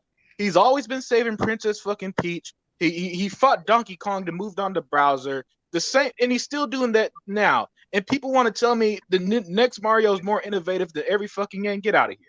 Get out of here. Nintendo, I don't get it. I don't. And then even when Hebot explained it, it still doesn't make sense to me. It just nothing about buying the same old shit over and over, being decades behind, knowing games like Red Dead Redemption 2, Forza Horizon 5 that are just pushing boundaries exist, and being okay with this fucking Pokemon game that, again, it looks generations behind. It's like 20 years behind. Make it make sense. If you can, shit, man. You can't make it make sense. You said if you go in there and you buy a Switch for $350, you're not a functioning adult. No, you're not a functioning adult. You're a functioning retard. There's no fucking way in hell you convince me that, well, you guys just don't understand. Nintendo was a culture. Yeah, so is Ernie and Rob's Rib Shack. But goddamn it, I don't want to die. I don't want to die. I don't want to die of fucking high blood pressure and cholesterol. So I'm gonna leave that shit alone, nigga. Ernie and Rob. So I'm not trying to hear all of that shit. It's a look, man. I used to like Nintendo. Like the last Nintendo console I bought was the N64, right? And the wait for games was intolerable. I got tired of seeing everything come on PlayStation and then everything come on Dreamcast. I didn't know this was a trend that was going to continue for generations. They don't get no multiplats like Unlimited said. They don't have no technological advantage when Nintendo at one time was all about the tech. They was all about the fucking tech. Then they just stopped, and like Unlimited had always said so eloquently, they fell into this shit after the Wii with gimmicks. I was there when the Wii rose into prominence, and I did not get it whatsoever. This generation, they got a port of The Witcher 3, and they was all happy. But you saw this shit, and it was like a fucking slide. I mean, they got a couple of stuff, but now what they're doing is too. Not to cut you off, sorry, Iraq. I'm just trying to add to what you're saying, that they're also getting newer games like the Guardians, right? The Disney's Guardians, which is a fantastic game. I recommend everyone to play it. It's really, really good. Yep. But the thing is that they're getting it through the way Microsoft created the servers, like where if you have an Xbox Fat One, right, like an Xbox One Fat, and you could stream the game to the cloud. Yeah, that's how they're doing it. So if you buy the game, you literally don't own the game at all, not even the lights, nothing. And that's how they're getting their games. That's how they're keeping them afloat and actually, carrying the weight for them. They went to that extent. People are going to that extent to add it to a streaming service, so these Switch dudes can play the game. Man, you know what I'm saying? Nintendo execs need to be arrested, man. That shit sounds fucking illegal to stream their fans. I mean, well, their fans accept it, so I'm wrong. Look, Unlimited. Think about this too. The Wii was actually a gimmicky console, but it actually was a console, since it did well, right, with numbers. Yeah. That they created a shit ton of really good properties and new IPs that were very good. But the problem was, when you played the games, there were some people that knew how to execute, some didn't. For example, that's because they had that. Instead of giving you a controller, they give you that fucking nunchuck shit. Right. But not only with the controller. I'm not only talking about the controller, because that's a good point. I'm talking about with the tech itself, right? Oh yeah. Because you have people that did Sin and Punishment 2 that looked fantastic. You couldn't even believe it was running on a Wii. You had games like Mad World, right? That was by Platinum Games. That was fucking fantastic. You couldn't believe it was running on a Wii. Games like Tatsunoko versus Capcom, the fighter, right? Yeah. But the problem is they looked 420p in very low res. Even back then, when we already were in the HD era. Yeah. You know what I mean? Not only that, see, and stuff like that is why I can't. That's why after the Wii, I haven't bought a Nintendo console. So I had a Wii, and I hated the fucking console, because instead of giving me a controller, they gave me some bullshit. Instead, just let me play a game. They had me wave my arms around like a dumbass. Remember what they did? You remember what they did? You could buy it, because I still have it. You could actually play with a controller, but this is what the fuck they did. You had to connect the controller with the actual analogs and the buttons. I have it on the Wiimote, right? Yeah. On the Wiimote. And stuff like that. Look, and even now, you look at how you got to do the voice command. You need a personal cell phone. But it was horrendous. It was horrendous because you had to connect it to the Wiimote. Everything that fucking company has done in the last 20 years has been horrendous. Except, okay, I'm gonna be fair. I'm gonna give you some of those games you listed, because admittedly, I didn't play none of them. The games that I remember was games like Marvel Ultimate Alliance 2. If you look at the Wii version, and it was horrible. It was horrible. Yeah. Horrible. It was disgusting. It was disgusting. It should have been illegal to put that garbage. Yeah, well, it's like Witcher. Witcher on the Switch runs 13 frames. Yeah, at 532p. Yeah, and it looks really low density, low resolution, low texture.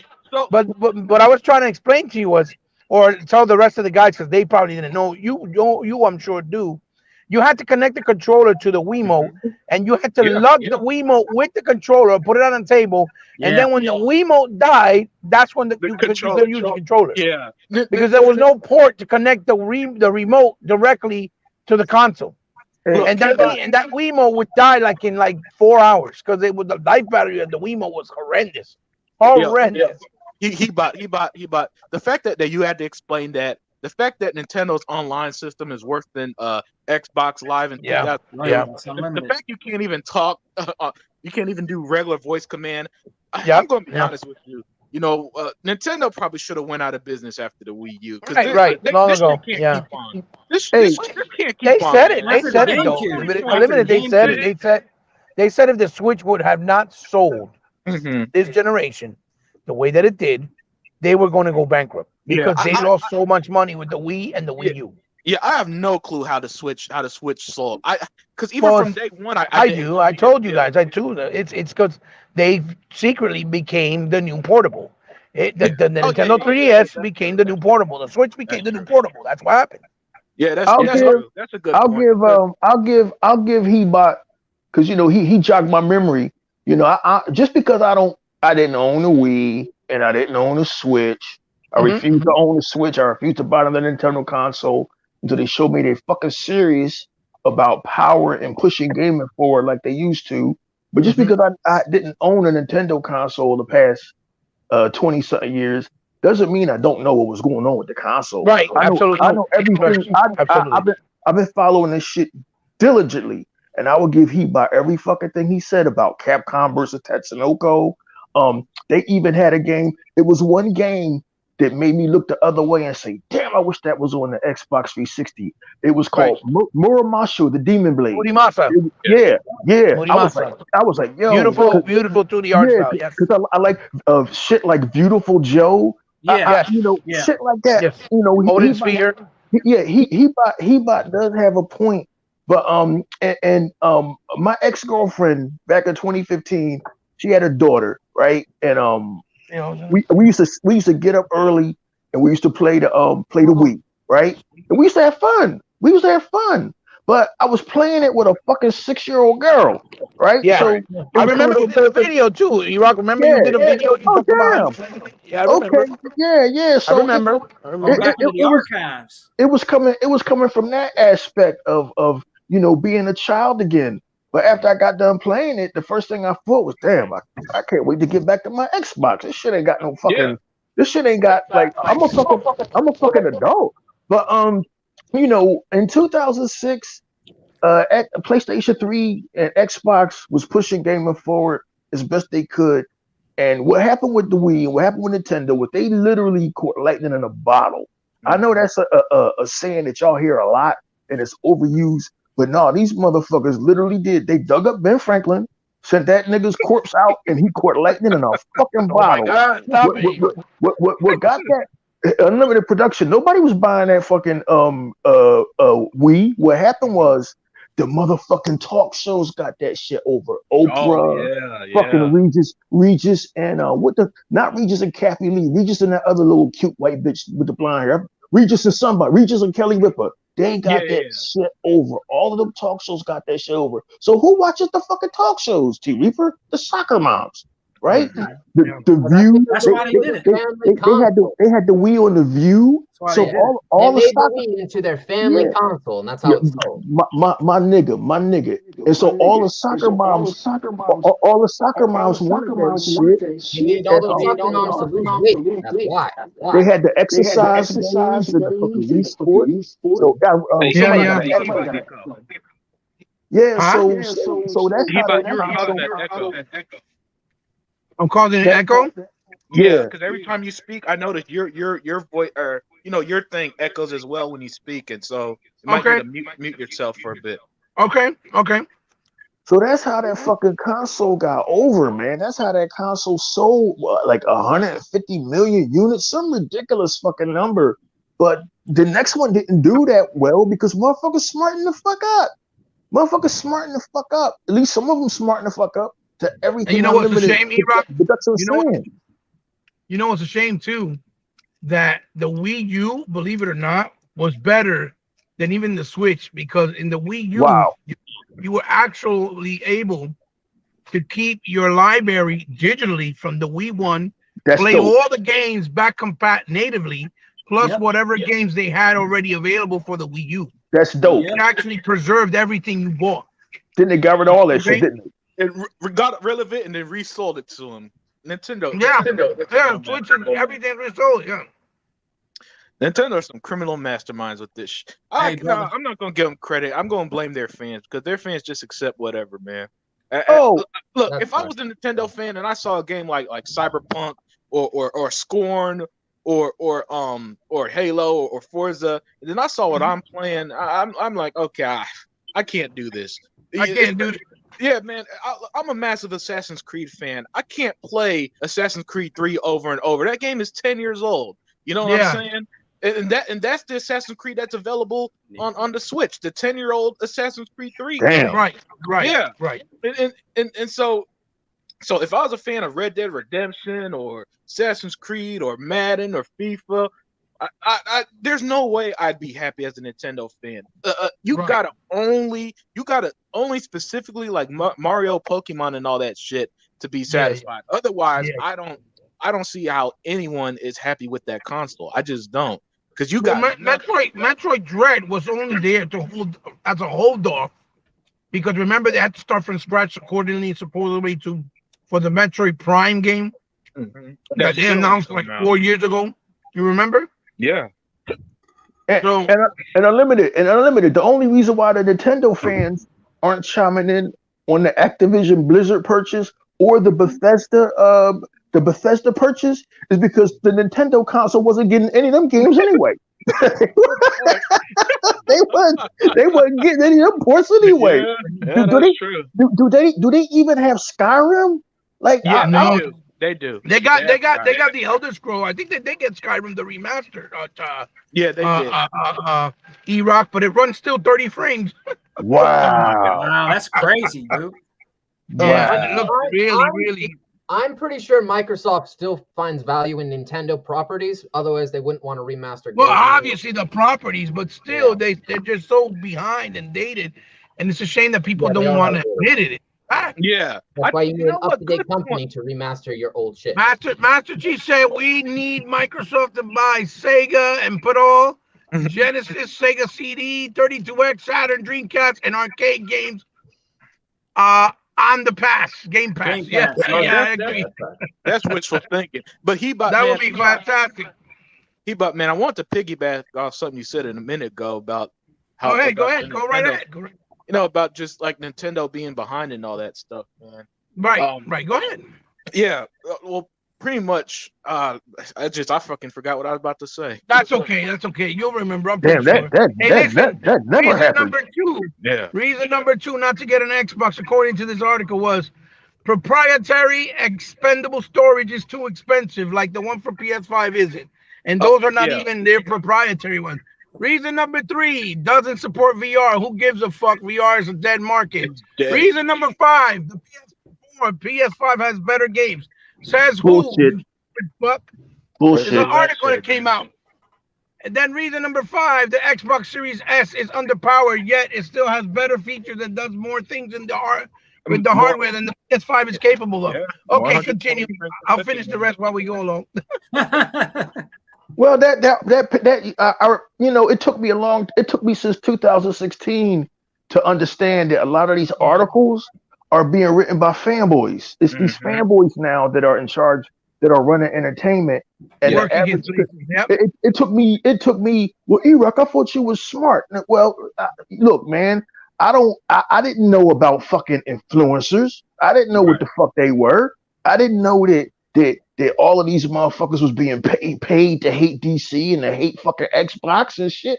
And I kept saying, how the fuck can you hate Xbox? How the fuck this is the shit. So they suck at the games that they want to PlayStation play. has better games than Xbox. That's a fallacy, because now, as we now know, Xbox has all the games. Xbox has everything. What do PlayStation have to compete with Xbox?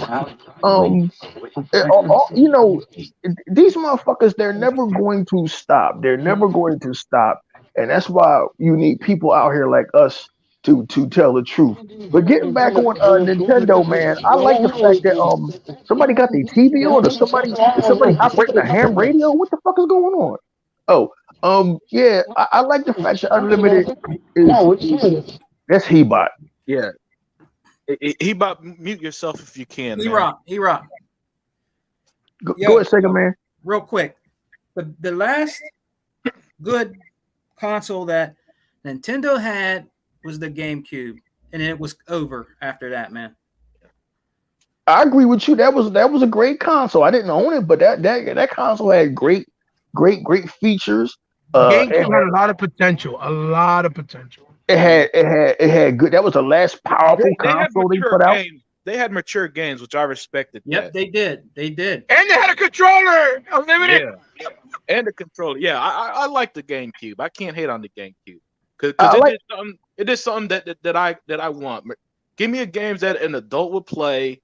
Give me a controller. You know what I'm saying? And push gaming forward, which it tried to do. Even though the small disc thing, I still think was an error because we're in the age of DVDs and stuff that Xbox, OG Xbox, and all that was doing. So I still think that was the mistake there. Nintendo outsmarted themselves on the small disc thing that they tried. But otherwise, yeah, the GameCube was fine. Yeah, they were doing that to avoid piracy. That's what they were doing that for. That's why. Remember, they were always scared to go in the market of CD because of the piracy issue that Dreamcast had, and Saturn and PlayStation. That's what it is. That's why they've always been so afraid of the CD fucking space. They don't want nobody stealing their shit. Like, how dare you? And they still do it anyway. You can pirate every Switch game on a fucking PC. I didn't even know that shit. Pirating is the next pony fanboy complaint. I'm like, Jesus Christ. We need more people. We need more people. We need more people to call these Japanese out like Unlimited Production does. And I know I can hear the comment section or the haters. Oh, there goes Iggy with his race. Like, shut the fuck up. Why am I racist? Because I'm calling out the Japanese video game fucking manufacturer. Why am I racist? Because I've been calling these motherfuckers out for years. And now finally, this young man who I just met 2 years ago is echoing every fucking thing I said. The Nintendo was behind the times. That they rely on gimmicks. That it's inexcusable some of the games they release. That Sony gets away. They get a free pass for giving you 2 fucking CGI movies a year. And these are they're so great. They're so weird. Like he might play them. He don't think they fucking great. A lot of motherfuckers play them. Man. Look, if PlayStation was so great.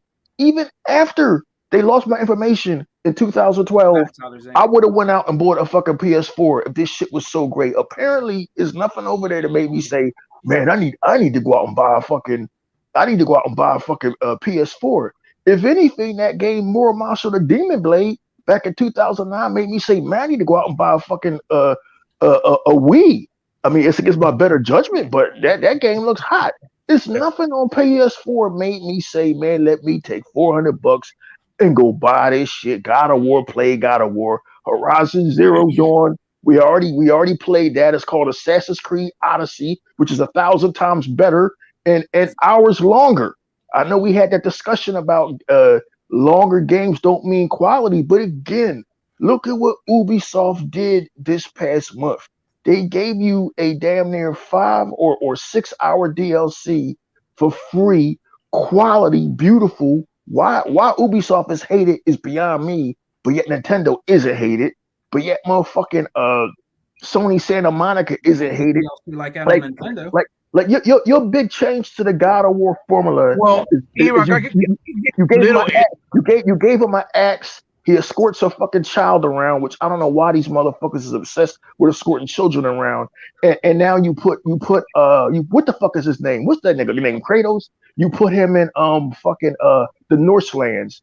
The fucking Northlands is thousands of years removed from fucking the goddamn Greek mythology. And that's why fucking Cassandra told Ivor, I haven't drank in 1,000 years. And he's like, what the fuck are you talking about? Like, yo, man, like, why isn't anybody else calling out this bullshit but us? And why are you defending it? Tuck smack him. I'm not defending. What I'm trying to say is the reason why people have had like in recent years some animosity and hate towards Ubisoft is because they're saying that they keep making all their games open world with the same structure and they're getting fatigued by that. But with that same notion, you can say the same thing about all of the PlayStation games. God of because their War, Horizon. structure of their games are all the same shit. You could say the same thing about Nintendo games because Mario games are fucking always the same formula, the same structure. All the He's time. still saving Peach. All the time. Can I tell So, him? Here's the thing that's corny. Fucking Assassin's Creed Odyssey is about as far away removed from Assassin's Creed Origins as Assassin's Creed Valhalla is moved away from Assassin's Creed Odyssey. They totally changed the formula. With the latest game, you get to go on Viking raids with a ship. You couldn't do that in the last game. With the latest game, you got to take armies and go on fucking raids and go on. They totally changed the gameplay. So that's a bunch of bullshit. That's a bunch. It's I'm really, talking about the fact that they're it's open really world with a lot only of missions, really big well, maps. every That's what I'm fucking talking about. every fucking game is open world. Y'all just said it's an open world Pokemon game. I and it know looks that. like That's shit. what I'm saying. That's what I'm trying to tell you because they're saying that the open world fatigue because every game is trying to be that way. But I said that's what I'm saying with that same notion. You can say the same with PlayStation games because most of their games, or 90%, they're the same structure. They're trying to be an open world game mimicking either an Assassin's Creed style game or mimicking a Zelda style game. Like that's what Horizon tries to do, is trying to mimic a Zelda style game. I'm more of a linear base, but you guys know why, because I like I like the density of graphics being so higher, where you can change the scenery a lot more frequently, and it feels different as opposed to an open space with different areas. And also because it's quicker. I don't have time to do a lot of the missions, stuff like that. But it's hypocrisy, because if you're saying it for one company and you don't want to apply that same logic to the company that you keep shilling or you keep praising, then you're being disingenuous. Y'all tired of Assassin's Creed, yet y'all play Ghost of Tsushima, which is basically fucking Assassin's Creed with hours less gameplay. In Japan, right? Only in Japan. Come on. Yeah. Come on. With less, way less, because it's not as robust. It's way less. You know what I mean? Oh yeah. And that's what makes it even more insulting, because it's not as robust and as in Ghost of Tsushima, you got basically one sword with a 3-strike move set, and then what happens is your upgrade is like your sword. You can get fire on the sword, but you never change and do different moves. In Assassin's Creed, you get a plethora of weapons and you do different moves and different kill style. You get what I'm trying to say? Yeah, so that's the hypocrisy. Like, listen, the gameplay style is not as robust. There's no way. And you get to level up, and if you try to go somewhere where your ass shouldn't be too soon, you get your fucking ass kicked. I like Assassin's Creed Origins. That was a good game too. Oh, maybe that was the shit. That was the shit. I mean, it's the shortest. It's the shortest of the Assassin's Creed trilogy, but Origins was the shit. They pushed Origins so hard that thing couldn't even handle it. All the NPCs, they look, the cloth on the clothing looked incredible. Like, that shit was beautiful. Like, wow. But with each game, they get better. I mean, there's an exception, fucking Watch Dogs Legion, but Watch Dogs Legion was like, ugh. But other than that, man, like I've been telling, see, this is the thing I don't understand about these so-called gamers and these motherfuckers in the media, right? They're so stuck on exclusives, like that's the end all be all. And I continually maintain that Red Dead Redemption, Shadow of the Tomb Raider, Assassin's Creed, the new Assassin's Creed trilogy, Origins, Odyssey, and Valhalla are far superior than mostly all the PlayStation exclusives and most of the Xbox exclusives. Us Xbox dudes, we can fucking say that because we don't fucking jerk. We don't jerk off to a fucking plastic box every day. There's one exception, and that exception is the Forza Horizon series. That series is on some other shit. That series is like God tier shit, right? That's God tier shit. Yeah. And we got facts to back up that series is on God tier shit, right?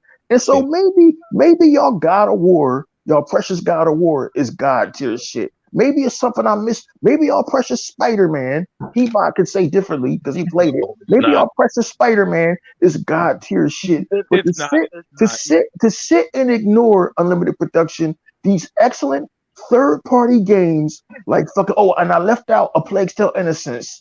To ignore these games like they don't fucking exist is the most asinine shit I've ever seen. They can't be great because they're not exclusive.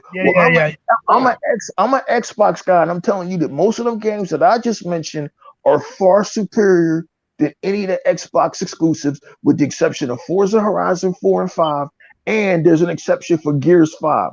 Because Gears 5 was fucking superlative, right? Oh, yeah. But like, I'm not going to sit here and ignore these third-party games when I told y'all it came out of my fucking mouth that Assassin's Creed Odyssey was the best game I played last generation.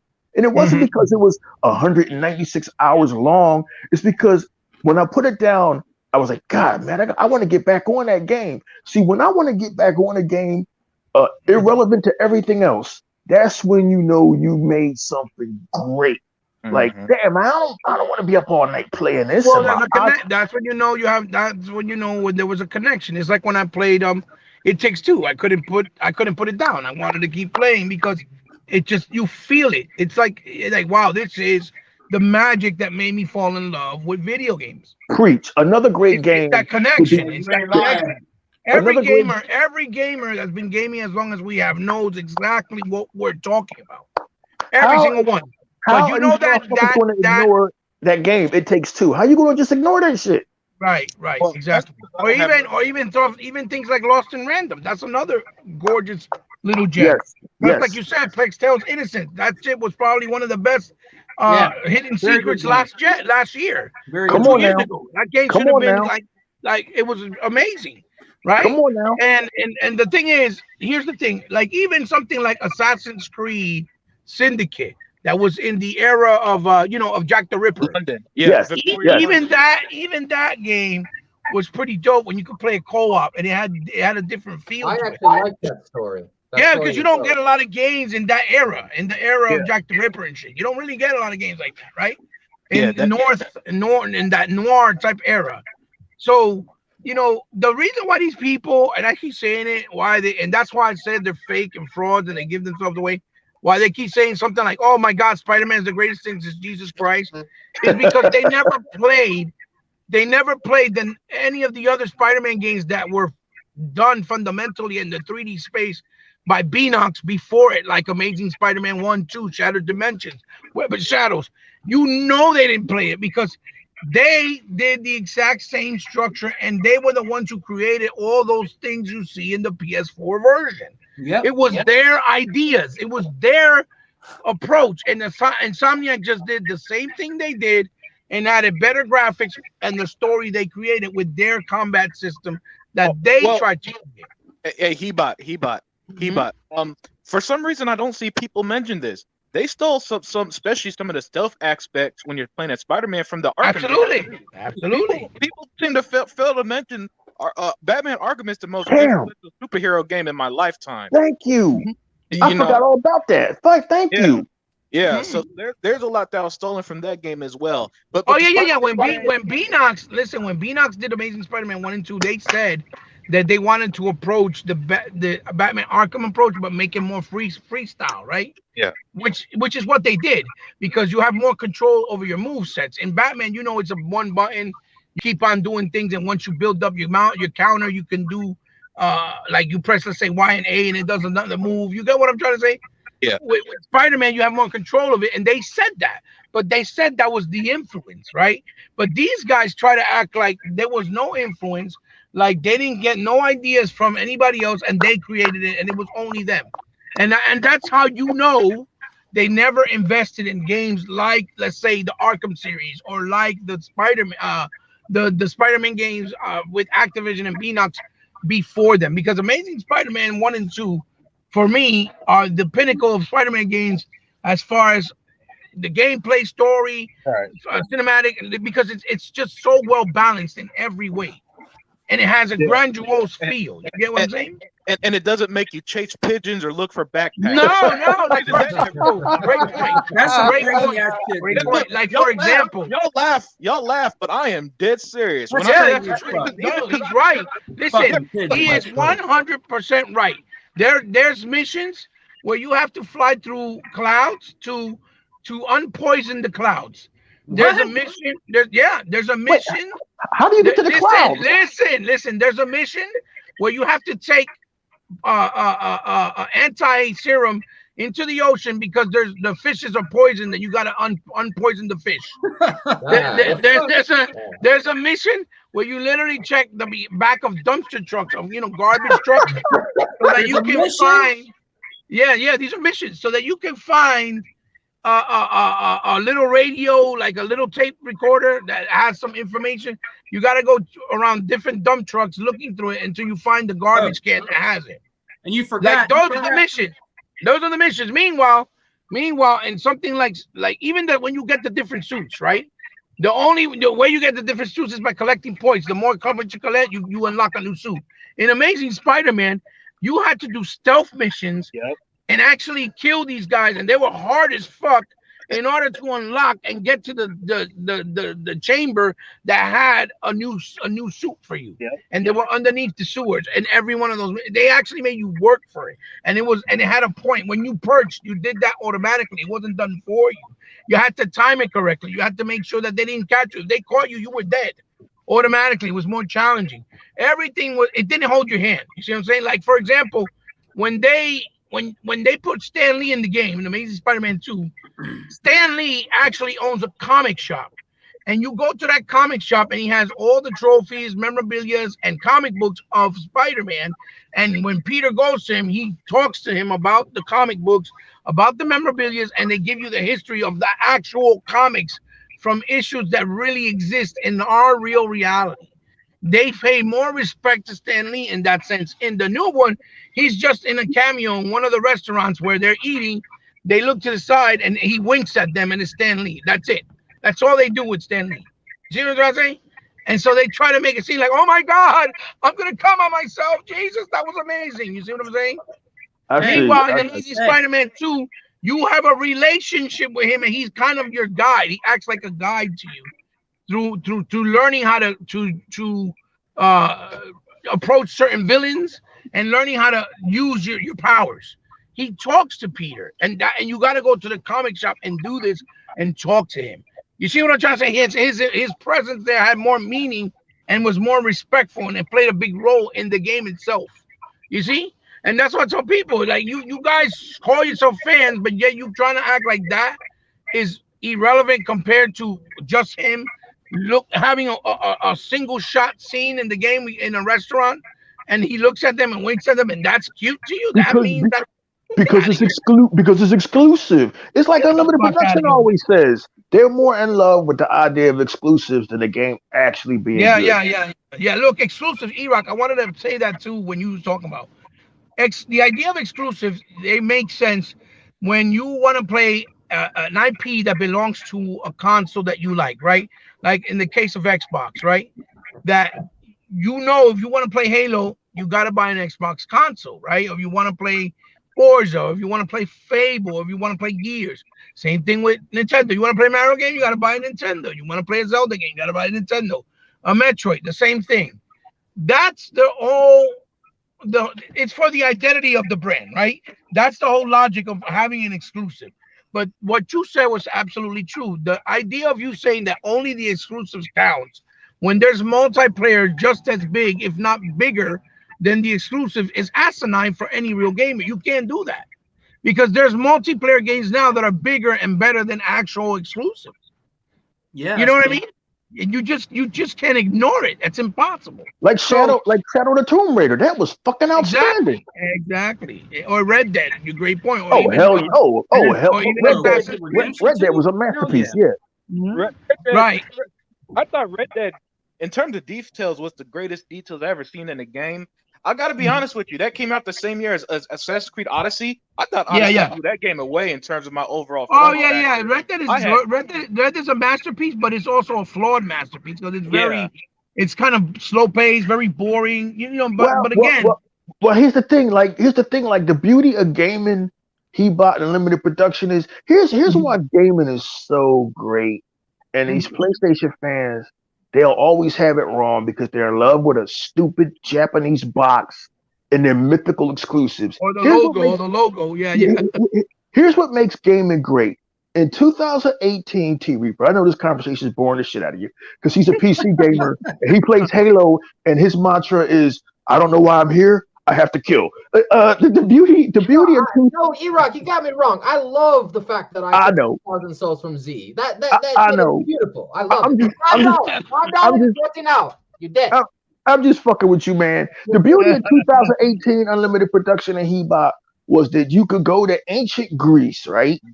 And they meticulously created ancient Greece. We don't have a time machine. I ain't never gonna fucking go there.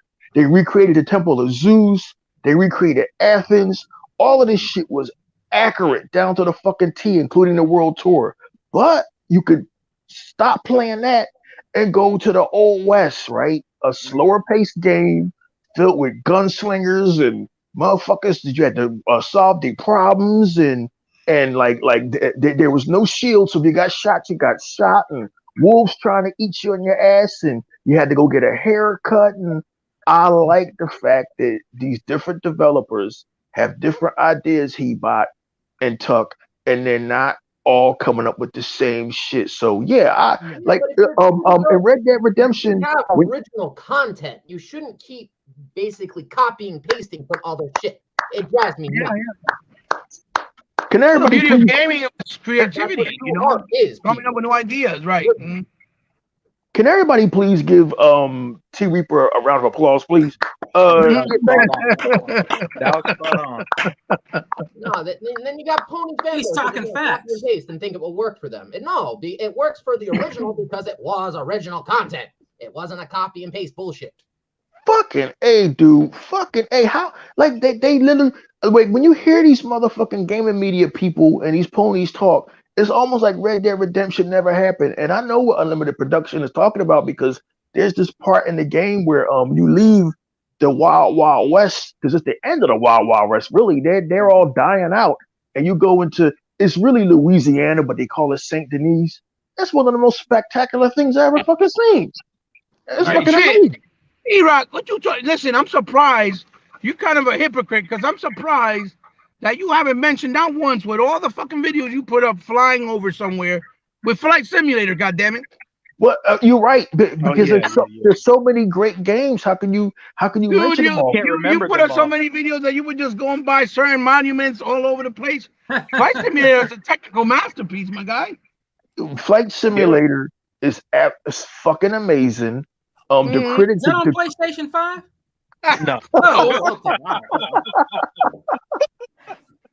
Xbox had an unbelievable 2022, and then that article that he was reading, all you hear about is PlayStation has better games. Like, motherfucker, where have you been? Locked on a fucking desert island? So it's like y'all sitting, y'all clutch on to this God of War, Horizon Zero Dawn, Ghost of Tsushima. Y'all hold on to them 3 or 4 games like they're. Microsoft had a plethora of bangers in the last couple of years. It's mind-boggling to me. Microsoft had a plethora of great games. Ubisoft had a plethora. People still are not talking about what is that game? Phoenix. Immortals Phoenix Rising. Yes. Yeah. By the way. That was a good game too. Yeah, that was my 2020 game of the year. I love that game. Yeah. I played that very little, but what I played, I knew that it was pretty special. I like that. That was good. I played like maybe 3 hours of the game. Yeah, what was cool about it is that it felt like it piggybacked off of Odyssey while still doing something different. I kind of it had like a Zelda-esque and Yeah. Kid Icarus kind of feel. E-Rock, man. I kind of picture it as like Cassandra telling a tale, like a Greek tale or something. That's how it came off to me. Because it had this different art style. The gameplay was very smooth and interactive. So when you're playing, you actually feel like you're playing a game. But at the same time, it was super different and unique, with the puzzles and all that stuff. So that it didn't feel like Assassin's Creed Odyssey. I thought the game was wonderful. Yeah. These third-party developers have stepped their game up. Like you Sony fans always talk about, well, you like these fucking narrative games. None of them have ever talked about Life is Strange True Colors. Now, I never thought I'd be playing a Life is That's a Strange. good game. That's a I good never game. thought, yeah, because I wasn't into the first one. I didn't want to be a high school girl going through the trauma of fucking high school. I wasn't with that. But the last game, Life is Strange True Colors, was about a 21-year-old girl who goes to Colorado. She to reconnect with her family, and something happens to her brother. Her brother gets killed, and she has to uncover the mystery. It's not by Don't Nod. It's by another studio. These motherfuckers stepped up. They stepped up. It has a great story. The graphics are great. It has an engaging character, a female that actually looks like a fucking woman instead of having acne and fucking muscles bigger than The Rock, like in The Last of Us. The character is actually fucking attractive, and you fall in love with her because she's engaging and she's witty, and like these third party developers are really reaching. And for these media people, these PlayStation fans, to sit, you never hear them mention these third party games because they don't exist to them. I just don't understand it. Well, E-Rock, the only reason why you hype these third-party games is because Xbox is motherfucker. We had Flight Simulator this year. We had Psychonauts this year. We had fucking the Artful Escape this year. We had the Gunk this year. We got Forza Horizon 5, which broke y'all motherfuckers in half. We had fucking Halo Infinite. So Xbox put out incredible fucking content this year, and like to sit and just lock yourself in a bubble where all you acknowledge is Spider-Man and God of War and Horizon Zero Dawn. That's really sad. And so now it explains why y'all most played game is fucking Call of Duty. I thought it was Fortnite. Oh boy, look at this. Yeah, Yeah, Fortnite right. is one. PlayStation. Fortnite is one. Call of Duty is two. Because Damn. A free-to-play game is number one over there. God. yeah, Call of Duty's 2. I believe NBA is 3, if I'm not mistaken. But NBA is up there. Was it Apex number 4 too at one point, and Warframe? Yeah. So for these guys, you know, they talk a big game when it comes to exclusives, but the numbers aren't proving them right. Because look, let me put things this way. You always know who are the true innovators in any entertainment or anything really by who's copying them. For a decade, everybody copied the iPhone. For a decade, everybody copied the fuck out of the iPhone. Mm-hmm. Everything Apple did, next thing you know, Google would do it. Eventually, Android caught up, and now I've seen Apple copy some features from Android these last few years. In gaming, there's a reason why Sony is putting their games on PC. They're coming up with their version of Game Pass, which looks horrible, by the way. There's a reason why they're following the trend. Fuck, answer your phone, nigga. What the fuck is that noise? Check it out. Hey, this is Fuck, answer your phone, nigga. reason number 6 for not getting an Xbox. The controller lacks innovation. Oh Jesus Christ! Oh boy. Oh God, the greatest controller to ever exist, by the way. Listen, DLI. Enough said. The best innovation you want to get is low latency, and DLI, direct latency input, has made that almost non-existent. Tuck, man, when we're on live, man, do you just do everything? Do you like clean your house, wash your You don't do shit. every time somebody's live, something goes on and it's with you, man. Fuck. That nigga's sleeping. His phone's ringing. And then What up, check nigga? this out. What up? Hey guys, Hey, oh my y'all, I'm God. not asleep. I'm not asleep. I'm just listening to y'all. Look into this dumbass thing right here. Reason number 7 not to buy one. Wait for the next iteration. Holy fuck. I can't. That sound like They're King. really trying to say to wait for the Xbox next console because this one's not worth the time. Well, You see what I'm talking about? You know what I usually do with videos or articles, right? I read about one line of it and I can tell right away, I'm not gonna read this. I'm not gonna read this stupid shit. It's like that, you know, all of these motherfuckers from King Thrash to fucking Amazing Lucas, they all got the same mindset. They just hate Xbox so Amazing much. Lucas got destroyed last week. That was entertaining as hell. Fireball said, yo, somebody trying to call Godzilla. Yeah, Tuck Tuck just be doing whatever the fuck he want to do during the podcast. give a He be fuck. early, he go to sleep. He be busting No, fucking like I ice, said, I'm over just listening to y'all. phone That's what I'm ringing, doing. puppies barking. I'm just listening. I know, man. You know, Tuck, it ain't nothing but love, but we gotta just mess with you, man. Because it always cracks me up when that stuff happens. Yeah, but you know, I thought I would lose interest in gaming a long time ago, man. But these developers are really putting out fantastic content, and they deserve to be praised. And I just can't believe that Xbox has bought first of all Bethesda, Yeah. because the shit that they're going to have coming is just ridiculous. And Activision Blizzard, you know, I mean, there's shit that are from them that I'm looking forward to.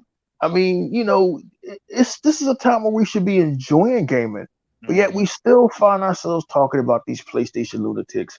When is this shit ever going to fucking end? I don't think it is. It's not. It's not gonna never end. Oh no, it's going to end because everything comes to an end. And PlayStation, look, for some reason, the gaming media still pretends that Microsoft and Sony are on the same level. They're not. If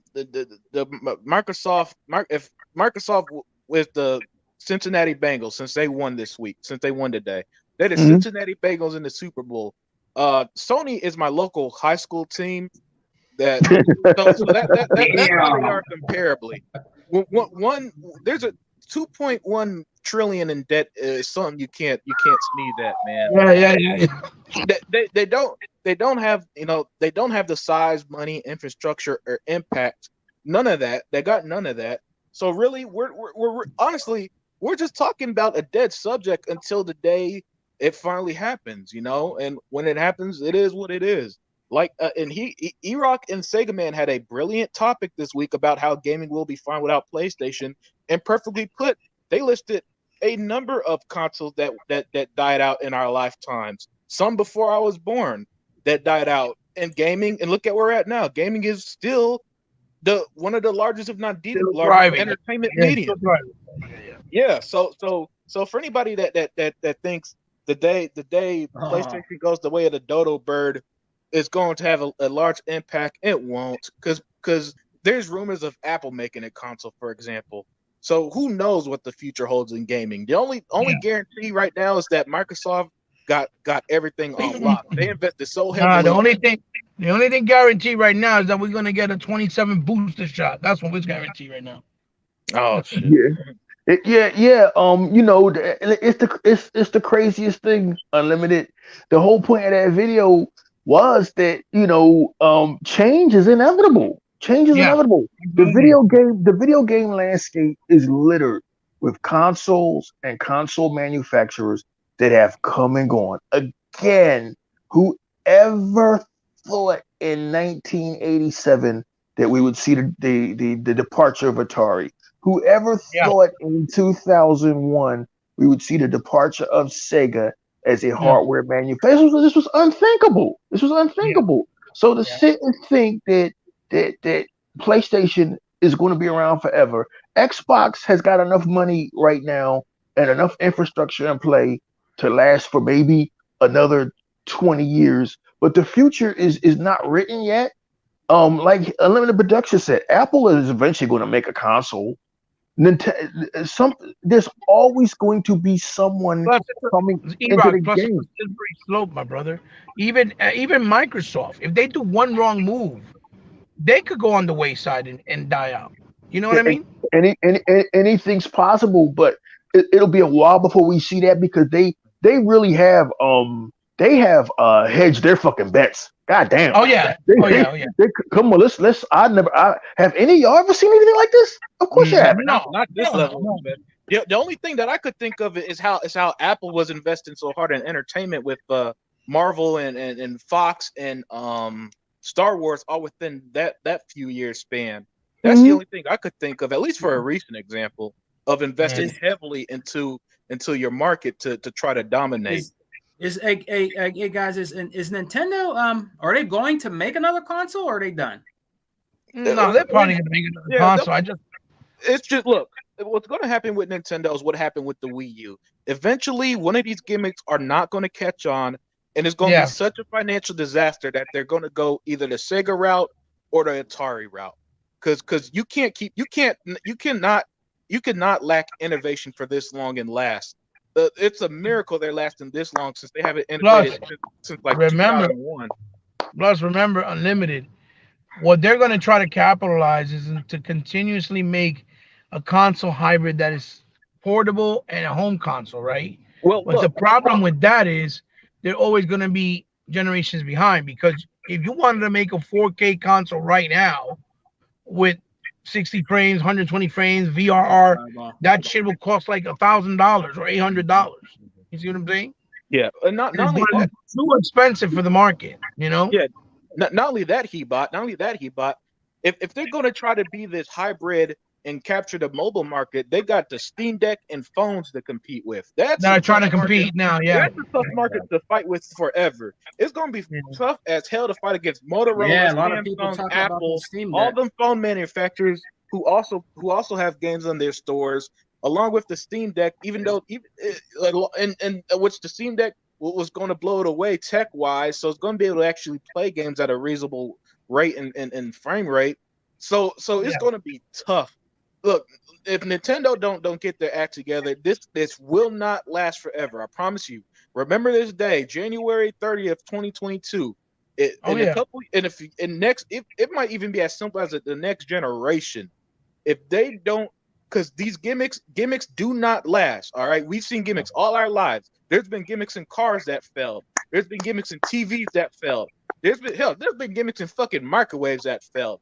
Gimmicks do not last. There's gimmicks, All right. there's gimmicks in Touch Smoke neck bones that fell. Yeah, I heard that. All right, I all heard right, I'm that. sorry. All right. yeah. Listen, Don't worry, I heard that. Sony's next failure will be VR2. Mark Yeah. my word. Oh yeah, because the first one was a failure. It only had like 5 million users, and PlayStation 4 had 110 million consoles. But that was in diminished returns. Remember that, Yeah. my brother. Yeah, That shit was when it went down to like 180. yeah. But that shit was $599 if you remember. Nintendo's longevity depends on how much money they have, how in the black they are, and what is their debt structure. We already know that Sony, the once mighty Sony, is being kept afloat by PlayStation. They are in a bad position. Xbox somehow positioned themselves incredibly well. I don't know how Phil did it. Well, we know how he did it, Game Pass. Phil somehow convinced the board of directors at Microsoft that Xbox is a moneymaker. They saw that it was a moneymaker. And Sanjay Nadella, whatever the fuck his name is, That's his name. Double- Satya double- Nadella. doubled down on Xbox enough for them to say, write them a $7.5 billion check to buy Bethesda. But then when the unthinkable happened and they paid $68 billion for Activision, that's it. You are leveraged into 2039. Yeah. You are leveraged. There's Yeah, no but you're leveraged because that actual purchase gave you $20 billion back in one day. Yeah. Yeah. T Reaper preach. Come on now. Come on. And you took your Blizzard adaptation and you invested in it. I love that because now we're gonna get console ports, we're gonna get StarCraft ports, we're gonna Yep. get the whole 9 yards. Yep. T Reaper. Sony's just salty because it won't happen for them, at least not right away. T Reaper. This ain't about this fucking console war no more. This is about common sense. God damn it. Which Sony ponies have none of. So checkmate. Yeah, like you said it. This is like I've never seen anything like this before. Sega, God bless them, tried to go it alone. PlayStation, after the failure of their computers, are trying to go it alone and using the help of the media. You're in fucking trouble. Nintendo is going it alone. I don't know. Maybe Disney will buy Nintendo and keep them afloat. Who knows? Anything That could would be a fucking classic happen. change of events. Microsoft, you guys in Tuck, who's half asleep, and Sega Man, you guys have watched. We've lived through history. I never thought I would see this. Xbox and Microsoft are leveraged out of the asshole. What can happen to them at this point? Yeah, that's What- true. The only bad thing can happen is maybe we have a Great Depression again, and stocks fall. But even then, they're leveraged out of the asshole. How do you have $68 billion to just blow on a publisher? How is this even possible? And how does it give you 20 billion the next day? And you want to compete with these people? Yeah, Get out of here. yeah. Hey, man, that was spot on, Iraq. And like I've always said, the conversation, the only reason why we have Sony and Microsoft in the same sentence is due to gaming. Because if that wasn't the case, nobody on this planet would ever put them in the same sentence again. You honestly think that Horizon Zero Dawn and God of War and Spider-Man, yes, right now the most popular character on the planet, the movie made $1 billion. Microsoft makes $1 billion in an hour. You are going to fucking lose. It is what it is. It's business. It's not a monopoly. They just leverage themselves better. And it happens so fast because people like me thought Phil was soft and a pussy, but really behind the doors, he was playing, as you guys always say, he was playing chess. And now they're leveraged out of the ass. Nobody even paid attention to them buying Mojang. That was a huge move. Huge And move. that happened a while ago too. I didn't understand the significance. That was the first big critical move. Well, I also think a big move they did that was like the turning point was when he went to Epic before Epic got popular with Fortnite and bought Gears, the license back. Yeah. And bought the IP. But remember, that's the first thing, and then they bought Havoc. Forget about the Havoc the engine. physics engine, right? They did a lot of moves in the Xbox One generation while everybody was busy hating them. They kept doing little strikes, cutting people's throat like stealths and assassins, in the last generation. That set them up for this. PlayStation is so fucking insignificant that the media and these fanboys that wrote that article have to continue propping them up, and the fans, their fanboys have no understanding of what Unlimited Production has been saying. And I keep agreeing with him because other than T Reaper and Hebot, they're the only ones making sense. PlayStation is nobody's competition. Whose competition are they right now? They're nobody's competition. Microsoft and Xbox have leveraged themselves. Look, I'm not smart in this shit, but the only thing I can see them leveraging themselves against is Tencent. This must be what this is.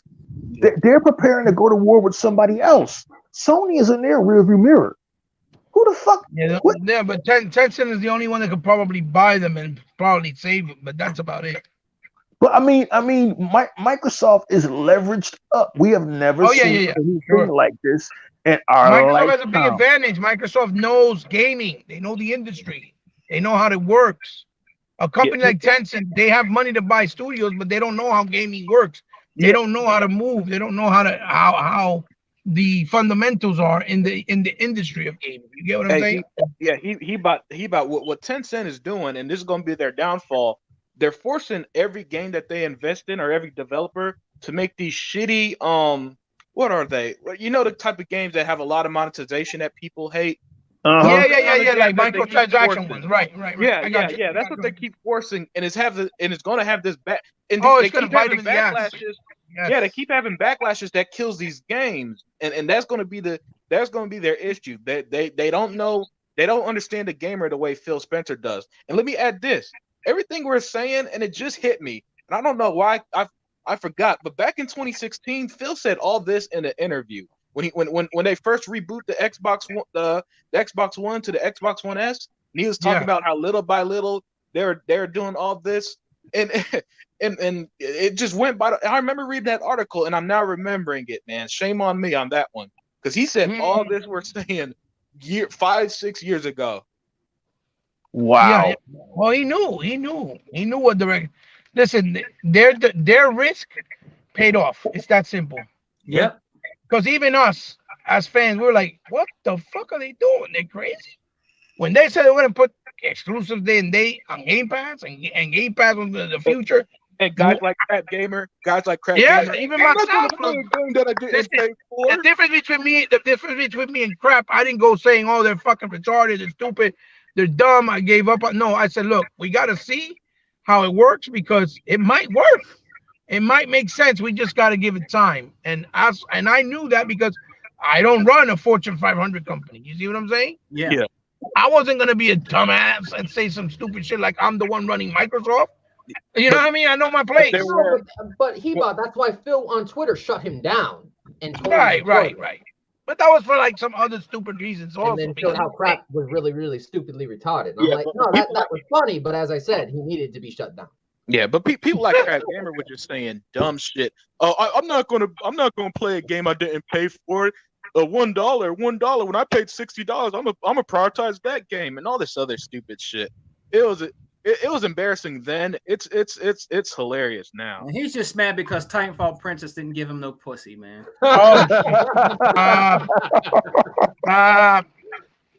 What did Matt say? He said Microsoft can use games as bargaining chips to give us Spider-Man and Wolverine, and we will give you back. Oh yeah, I said that too, Chief. Yeah. He's saying that if if they want to put Call of Duty on PlayStation, they can do that, but then you give us Spider-Man and Wolverine. Look, I said that too, Chief, two podcasts ago. I said the same thing. Yeah. A lot of people say that, but it's not going to happen. I mean, But I'm saying that would be fair play, though. Yeah. Unlimited. But Sony's as stubborn as a look. This is Sony. This is what Sony did when the Activision deal happened. They called up Phil Spencer to make sure Call of Duty wasn't going anywhere. But on the flip side, Heard They got about scared that. quick. on the flip side, they're still trying to pay for games to be off of Xbox. You know, that's Sony in a nutshell. The hypocrisy, right? Yeah, they do not. They are not a practice what they preach kind of company, man. No. Not at all. Like hell, they're trying to pay for Starfield to be exclusive before Phil bought never Bethesda. was. That's what we're dealing with. So you know, all that stuff is why I have zero sympathy for Sony and their fans because just stuff like that, man. Listen to the name, Mooch and Crap. Mooch is shit off of people, and that motherfucker got money, and Crap is just a crap ass motherfucker that don't know what he's talking about. Yeah, Game Pass is a never was. Get the fuck out of here. And Crap and the other dude fucked Mooch over, so that was kind of my annoyance. Right. The thing is, I'll never understand how these two motherfuckers, Mooch and Crap, have an audience when you're constantly wrong. Red Dragon is constantly wrong. All these guys, you're constantly wrong. It must be crazy to have to lie to yourself every day. He wouldn't be wrong. What was that, Reaper? If Crap Gamer had actual internet, he wouldn't be wrong. No. So Yeah, that dude's in the how boonies. are you going to say you're investing in Xbox if you don't have good internet? I mean, If you don't play online, if you don't play Xbox Live, my point would be if you only stick with Xbox's single player only options, you're never going to experience Stop real Xbox. stealing people's gameplay.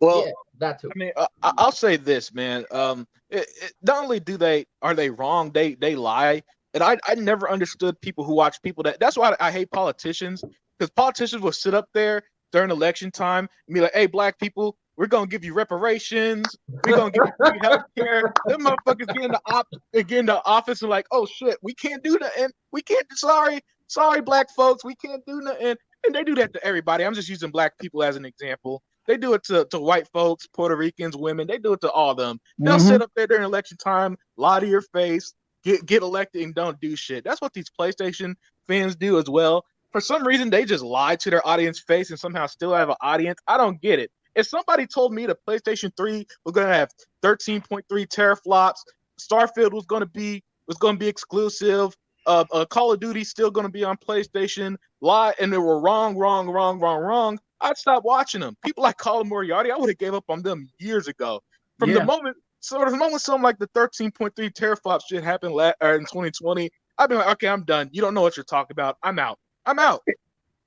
Furthermore, limited production. If somebody had told me that Xbox had, give me a second, guys, because my memory's not that good. If somebody just told me that Microsoft just bought Elder Scrolls, Doom, Wolfenstein, Starfield, The Enemy Within, fucking Diablo, Call of Duty, and you telling me, but don't worry, E-Rock, everything's gonna be all right. I'm like, motherfucker, is you high? Is you high? We don't have no more games. Yeah. Right. That type of idea, even a couple of years ago, would be like, nah, they ain't gonna buy that. You crazy? Like, yeah, it's true. Yeah, the That's very Bethesda true. thing changed the mentality of everything, man. That Bethesda deal that changed everybody's mentality. Because since then, look, I'm in the camp that ever since the Bethesda deal, anything could happen. Yeah, You know, that's what it is. Is anyone that that's the deal, man? Everybody think like, oh my god, these Yeah. guys can do anything. Then they're Yeah. fucking crazy. Yeah, and then the Activision deal, like E-Rock said, that just showed that it was over. That closed the door. I think every time he says that, I think of that scene in Star Wars where the compactor was coming in on them on the Star Wars: A New Hope, the first one. I think of that instead of them getting out, they get crushed to death. That's what I always picture in my head. That's what I picture in my head every time E-Rock talks about how the Activision just closed that window on Sony for good. Because that's all it did. Or instead of the Rebel Alliance destroyed the Death Star destroys their ass. Like Yeah. that's what the fuck. That's what the fuck. Unlimited production. If Sony listen, Alderaan and we can be the Death Star. How about that? Yeah. if Microsoft announced, let's say that they bought somebody, I don't know, EA, Ubisoft, if that was their next acquisition, I tell you, I guarantee you, Sony would say they're going bankrupt the next day. Probably. There's no way. If that leads to Or if WB Microsoft Games. uses the Call of Duty deal to leech off of Sony, they'll definitely go dead within the next 5. How your console don't have no more Doom? You ain't got no more Elder Scrolls. You ain't got no more Wolfenstein. Nope. You ain't got no more fucking. You ain't got shit. You ain't got in 3 years or 2 years. You ain't got no more Call of Duty because that's coming to an end. As soon as We got God of War. We got God of War. like. Oh, I have a question for the panel and the chat real quick. What does everybody think about Kratos being played by The Rock? Oh, I In don't a give movie? a shit. In a movie? A movie, yeah. It's rumored Yeah. that he's making a movie, and it might be him. Yeah. I don't care. I wouldn't watch it to be Well. No, I think they confirmed that it's Call of Duty. I got him next, Yeah. personally. Is it Call of Duty? No, Kratos, The Rock. Well, I respect that. I mean, Dwayne Johnson, he earned his he earned his success. I'd much rather see him in Black Adam. That's what I want to see. Well, Yeah. the rumor is he's making a movie, and it's supposed to be an old, I think an old game, like I think they were saying, and he's supposed to be but they're not saying what it is. It's supposed to be like from an old game or something like that. They were saying. Man, Dwayne ain't learned shit yet. He done already tried Doom and Spy Hunter. Like, nigga, stay away from the game. And he also And did the movie Rampage. Rampage. And Oh, Rampage. damn, I forgot. God damn. Rampage is actually pretty good. Yeah. I'm not gonna lie. My girl and I watched Rampage some months ago. It actually wasn't that bad. Okay, well, that's what's up. Then if y'all recommend it, I gotta check it out. But That wasn't bad at all. guys, we are truly living in strange times. I'm happy that Xbox and Microsoft control so much of the gaming industry, because the one thing that I always wished for, I think I said it years ago on the Dragon X podcast, because people kept telling us like, God damn it, what was his name? He used to be on a Direct X show minus the fraud, Kaleidoscope. Xbox needs more Japanese games. Xbox needs to invest in more Japanese games. Well, he did that, and those games was fucking crap, because I wanted my money back from Jump Force almost fucking immediately. I said that Xbox needs to invest in Western development, but I had no idea they was going to double down like this. We now own all the Western RPGs. This is fantastic. This is fantastic. And the less shit that Sony has, and the less shit they can play, the sooner they go out of fucking business. And like, I'm not going to bat an eyelash Unlimited Production. I'm not going to shed a tear. In fact, we will do a special Exile podcast where we crack a bottle of champagne, because if any company deserves to go out of business, it's Sony. I can't fucking stand them. They lost my information. They fucking they finagled, they lied, they hornswoggled, they bulldozed their way into this industry. And now that they're getting bullied Once again, everybody wants to come. We got to defend Sony. We got to defend their honor. What did these Japanese do to deserve this kind of respect? What have they done? clue. I Nothing don't really. understand. They jack off the VR porn. What have they done to? We're way past the days of Tekken 2 and Soul Hey Blade. y'all, and watch this when the VR come out. They'll be People ain't jacking gonna buy off that porn. crap. People's not gonna buy it either. You know, It and might this not even come out with it. Look, This is how- when VR2 comes out, the lubrication business, they will go up. is, They will go up. you know what I mean? Fucking lube sales is gonna go through the roof. Like this is how you go bankrupt, investing in fucking dead technology, VR. Stop trying to make fucking VR happen. I don't want to pay $190 or $200 to wear a fucking helmet on my fucking head. I want to look at the TV. I mean, they still haven't learned. The reason why Sony is where they are is because of the cell processor. They lost billions on the cell processor. Oh, good point. And they haven't learned yet. So man, I can't wait for them to go out of business, guys, because when they go out of business, their stupid, ignorant trolls and their fan base will go with them. That'll be a great fucking day. That'll be a great day. Oh, I can't tell you all the Japanese shit I bought. Dr. Vodka, Jump Force, Yurumatsu, Demon Hunter, Yeah. 48 hours of cutscenes and 2 Monster minutes. Hunter, Yakuza Yeah. for free on Game Pass. The Oh, my. pacing in Japanese games is terrible, man. For some reason, they love making you walk 30 feet and then play another long ass cutscene. Most of them don't even have voice acting, so you're just reading shit, clicking A because you don't give a fuck about these stories. And it's like, come on, man, it's 2022. Give me cutscenes. I'm not asking for A lot much, of man. fucking dialogue, bro. Oh yeah, they give you. Damn. They be writing novels. Be speaking. Yeah, they write you novels and then don't voice act none of it, and then think it's supposed to keep your attention. Japanese games frustrate me, man. Their design is just it's stunning how far behind they are. Some of them have good gameplay, and the only one that I really genuinely say I think is great is Scarlet Nexus. That's the only one that I'll defend personally. But all the other ones I've been playing, it's just my God, I can't believe that this is what I'm told Xbox needs. Xbox needs me to sit here, barely play a game, and then read three hours of dialogue before I do anything interesting. Do And you then the guys like gameplay, the Yakuza games? yeah, then the gameplay don't even be that good. You know what? Japanese games, they have flashy gameplay, but it lacks substance, if that makes any sense. Yeah. Hell yeah, it makes a lot of sense. We were told.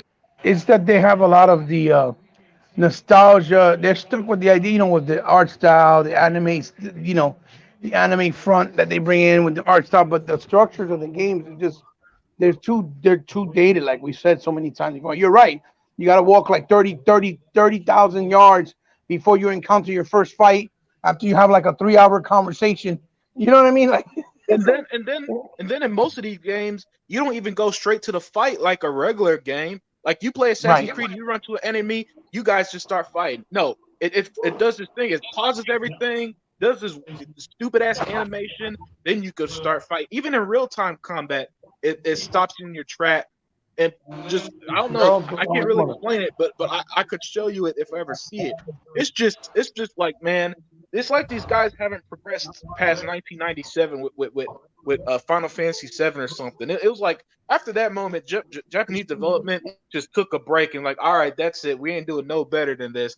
While in that time, the Western RPGs improved from the likes of Knights of the Old Republic to Cyberpunk 2077. And yes, Cyberpunk is a fantastic game. I play a lot of video games. I play a lot of RPGs. I play a lot of open world games. Cyberpunk is one of the most how can I put this? What's the word I'm looking for? Where immersive. It's one of the most immersive I beat games that game. It's played. a great game. Yeah, I feel like I'm in a future city, Night City, playing that game. Something that Japanese games. When I play a Japanese games, I feel like I am stuck in 2002 or something, man. We were told. I mean, basically, Cyberpunk 2077 is Blade Runner the video game, and it's fucking awesome. Yeah. How long? For almost a decade, have we been told? well, I mean, the concentration is. Go lot of Go ahead. PlayStation fans that, oh, you guys should have greatness like Yakuza. Well, guess what? Now in Game Pass, we got all fucking 98 of the Yakuzas, right? Yep. And if it's folks that like them and Yakuza and Judgment, fine. But like, I got bored with the fucking Yakuza games, and even the last one I bought in like about 2 minutes. You see a cutscene, you go to a little store, get some food, you walk around the same section of town. A gang of toughs. You gotta fight the fucking gang of toughs and shit. Get some more food. Go on to the next cutscene. At least in Assassin's Creed, if you get in over your head in a fight, you can escape. You can escape.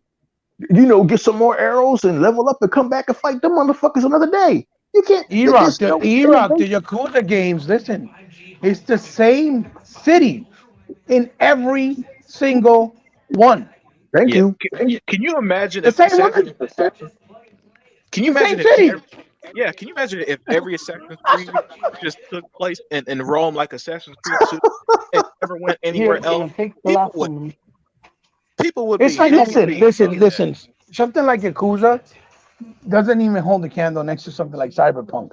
But yet they want to criticize and critique Cyberpunk based off glitches and some hiccups the game had when it released because they were too stupid to bring it out cross generation. That game should have been only next gen because that's the real reason why that's the only reason why I had those hiccups. Because they try to cater it and bring it down to a console that just cannot handle it. You see what I'm saying? And that's the real reason why. Yep. You know what I'm saying? Because I played it on Series X, Series X, and had zero issues. But the thing is, and that's see, and that it's funny how you say that, Hebot, because that ties everything back to the Nintendo shit and why they don't get games like Cyberpunk. This 8-year-old hardware, Xbox One couldn't play that game. You think Nintendo? That's why Nintendo don't ever get hell. They don't even get games. They don't even get games like Hellblade. I don't wait. Did Hellblade come to Nintendo? I don't. No, I don't think it can. No. If it did, that shit must have ran at like. Well, you remember the baseball MLB was supposed to come to Nintendo and it never did. Remember? And it never did. Because the hardware is so old and outdated, you can't run anything. Technology moves fast, but it's like with Nintendo, man, and these Japanese games in development. I don't know. It's funny how at one point in history, Japan tech-wise was just ahead of the curve.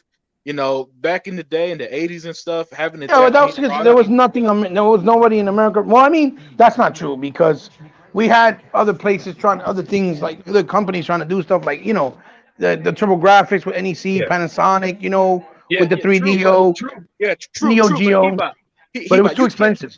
Yeah, but Hebot, you can't lie. There's a time where the Japanese car was the car. In America, no, for sure, right? for sure. And it's just like over the decades, man. It's like I don't know. To me, it feels like they after 1997 they just stalled on everything but pro wrestling. Because I'm not as big as a wrestling fan as Hebot. E-Rock. But I watched a couple of those New Japan matches. They're pretty amazing. I'm not gonna lie. But you ain't preaching nothing but facts. Listen, dude. I remember back in 2001 when I finally was able to get my PS2, August 2001. I was working here in Philadelphia, part-time at this place at the post office, and one of the boys was working there. Yeah, man, I can't wait to get my PS2 and my Sony Bravia. That was the shit at one time. Sony Bravias. Vizio chased Sony. Vizio and Samsung chased Sony the fuck out of the TV market, and fucking they Sony Vio computers was the shit, and this American company named Acer chased them the fuck out the computer segment. So the Japanese, they was on top of shit for a minute, but the Americans figured out how to make shit just as good and for cheaper. Anytime you can go to Walmart and get a motherfucking. That's when you started. Their products, even like the electronics, E-Rock, they started going downhill because of their economical stature. Because they couldn't afford anymore to make the top of the line, the creme de la creme, with the best quality. They started cheaping out, and you started to see it in their products, in their phones, in their TVs, like you said. That's why. That was all an outcome based on when they were starting to lose money. And people are still thinking, oh no, their products are the best, number one. I agree. Like me and Unlimited is on the same page. I I just don't understand this ridiculous. Like, I like New Japan Pro Wrestling, and I have a huge grasp and respect of the Japanese culture. I'm not a Japanese against it. I'm not a racist. I know right. more about the Japanese culture and am more up to date than these motherfuckers like Video Game Lover and these Sony fans. Oh, you a racist motherfucker? I know more about the Japanese and their history than you do. Okay, knowing about the Japanese does not entail being like, and no offense to the wrestler Kenny Omega, it doesn't mean being like Kenny Omega and going over to Japan and going into a high-end tire anime shop and falling down into a puddle of semen. Oh my God, I can't believe I'm in Japan. Like that's not me. I don't get off on that crazy fucking bullshit they get off to. Oh my God, there's Ketsusu no Kuni. I don't give a fuck about any of that fucking stupid bullshit. Sitting in my closet crying and masturbating to Sailor Moon. You motherfuckers are weird. And they're weird. These guys, they think right now the mentality with a lot of these young people, especially, they're like, oh, we love anime. We watch Demon Slayer. We watched Yu-Gi-Oh, and because they watch that, they think that makes them Japanese. Like, we watched anime. That didn't make us Japanese. That just made us appreciate their art style and art form in the anime space. But we didn't say, "Oh, I'm Japanese, brother." You know what I mean? Imagine being a dumb black guy, right? And that's all you knew about the Japanese was that bullshit He-Bot just said, right? And you go over to Japan, you know, because you in love with all of that shit, and you go get a job in the Japanese, you find out that the motherfuckers work fucking 12-hour days, and everything is for the company, and motherfucker, you can't go home. Your ass is stuck here, or even worse, they tell you, we can't hire you here. Why? You're black. The wake up call must be stupendous for you. So yeah, I'm all for America. I'm going to always be for America. I'm African American. I live in America. I want to see American companies succeed, and if that makes me a racist, then so be it. Microsoft built the school of the future out here in West Philly, not Sony. And when I told that to Jabari Clark, well, Sony helped with the tsunami in Japan. I mean, nigga, that's over there. That's over there. They don't know nothing about your stupid black ass or Puerto Rican ass worshiping them. They don't give a fuck about you. They don't know who you are. Oh, Phil Spencer should be more like Yoshida. When has Yoshida ever condescended to talk to any of you motherfuckers? He's not going to do it. He ain't never going to do it. Like Phil, he'll actually take time out and talk to the Xbox. He'll actually condescend to talk to one of us. You know what I mean? Yoshida ain't never doing that shit. And I don't give a fuck what they tell you. Yoshida is still in charge of PlayStation. The Japs run that shit, not that fucking lion Jim Ryan. They put an office over here in the United States because there's a language gap. Right. There's a communications gap between American executives and Japanese executives. So they said, let the Americans handle that shit. But if they start fucking up, we'll pull the plug on this shit. I guarantee you, Yoshida is in charge of this shit. And he don't give a fuck about none of you. All he gives a fuck about is the bottom line. So if Sony got to put their games on PC or emulate and copy off of Game Pass, they're going to do whatever they're going to do until they stupid Japanese arrogance is they undoing. And when it happens, I'm going to do a fucking backflip. I'll probably break my neck because I'm 240 pounds, but I'm going to do that backflip at the demise of these arrogant motherfuckers because I can't stand them. I want to see Xbox succeed. I want to see an American company succeed. And as far as this whole shit about they're having a monopoly, you don't know what a fucking monopoly is. But you be perfectly okay. You were perfectly okay with Sony keeping Spider-Man away from millions of fucking players. Man, I don't even think T Reaper got a PC and he could play Spider-Man. They keep, unless he pirates the fucking game. You took Spider-Man away from millions of fucking players and didn't give a shit. Well, now we took everything from y'all and I don't give a shit. E-Rock, I did try that Spider-Man game on my PS4. I got halfway through it and then my PS4 got stolen. Damn. That's Phil Spencer. He's Hitler. He's kind of scary. Or is that? No, that's a Vulture fight. My bad. Look, it's funny they talk about Monopoly, but the two times there was a Monopoly in gaming was when Nintendo in the 80s and the PS2 era of Sony. That's the closest to Monopoly we've had in gaming. But now that was more in terms of market share than owning developers, but still, the people forget those third-party developers used to fucking hate Nintendo's guts, and that was a big reason why Sega got popular, was how they were treating other developers. Because I remember reading that shit back in the day, man. About how Nintendo, some crazy shit, and how they refused games for the arbitrary reasons, and you had to follow Nintendo's line and the silly Nintendo bullshit that was quote unquote quality, as they put it, but it was really just their way of controlling, especially for non-Japanese developers, of controlling them. And then here comes Sega, and with the Genesis, gets massively popular, especially out here in the West. And then they learned the hard way. Oh shit, this is competition. And then here comes PlayStation a few years later. Oh fuck, this is competition.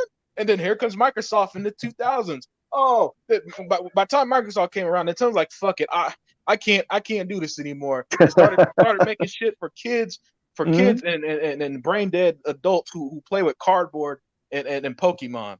So and the same shit happened with Sony. That PS2 era, that's the era they really want to go back to. Yes. They had something crazy like 90% of the market back then. It was insane. Yeah, not gonna happen. Yeah, it was insane the market the PS2 had. And here comes the likes of Microsoft in the early 2000s putting out games that couldn't. The Xbox was so powerful. There were games that were exclusive to Xbox because they couldn't run on the PS2. Am I lying, Hebot? Look, Unlimited Production. This is all your fault, right? This is all your fault, Unlimited Production, and it's Hebot's fault too. They want the PS2 era back desperately, but what they really want even more than that, Unlimited Production, is the fucking to say that Xbox has no games. Yeah, that infuriates them. The idea of you just existing infuriates them. It infuriates them. It makes them fucking mad. Hebot makes them mad.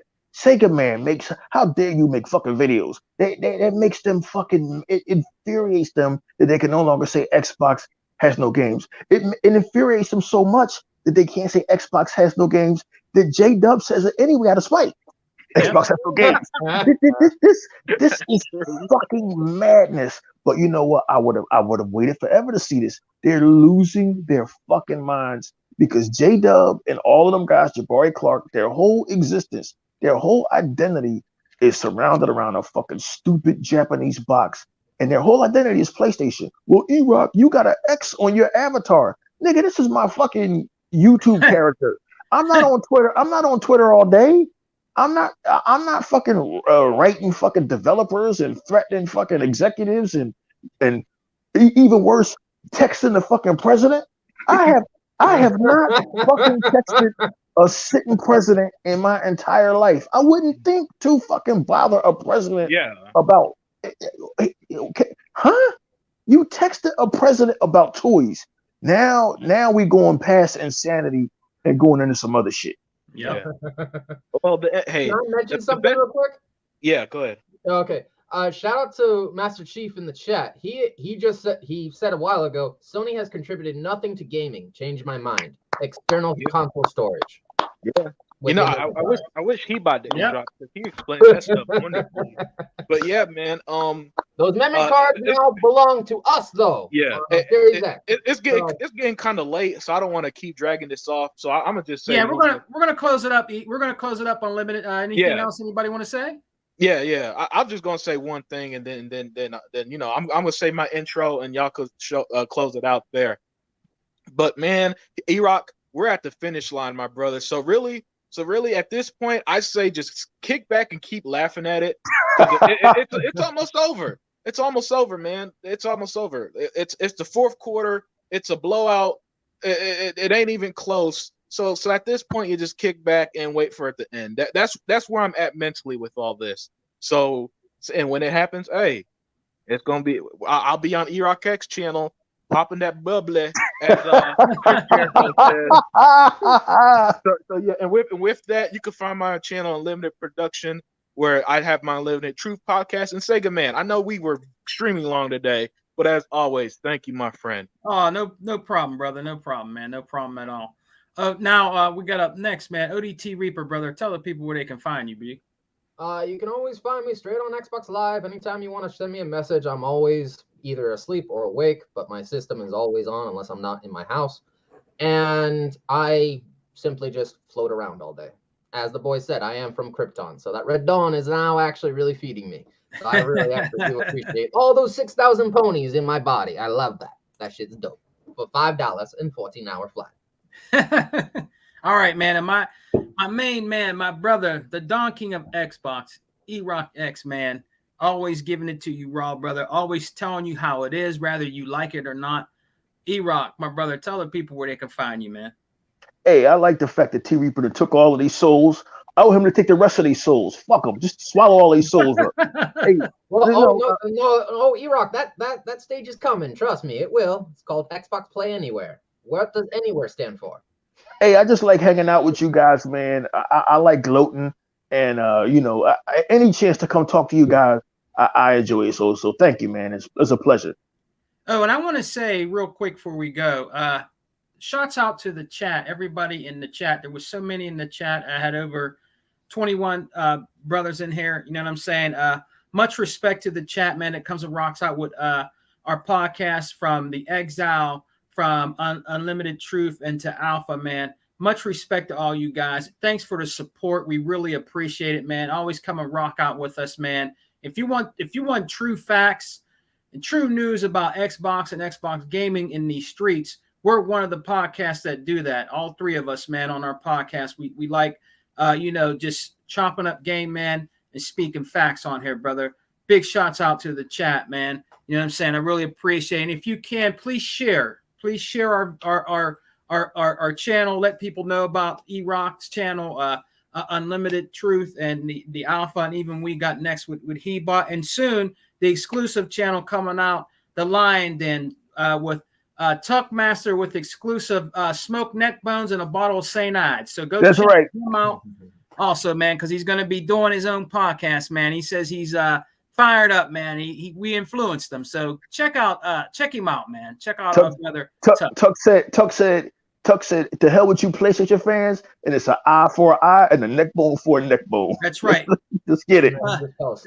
Tuckmaster is out of retirement, bro. He's coming back, man. So go check him out, man. And we really thank everybody for the support, brothers, and come and rock out with us on the Exile, Alpha, Unlimited Truth, and we got next, and soon to be in the Lion Den, man. Come and hang out with us. All right, guys, we're out of here. Hope everybody has a great weekend. Remember, guys, wear your mask, wash your hands, wash your ass. All right, we're out of here, G. And before we leave, man, I just got one question for people in the chat, man. How can I get Shepard, man, to smash Miranda's draws? All right, peace.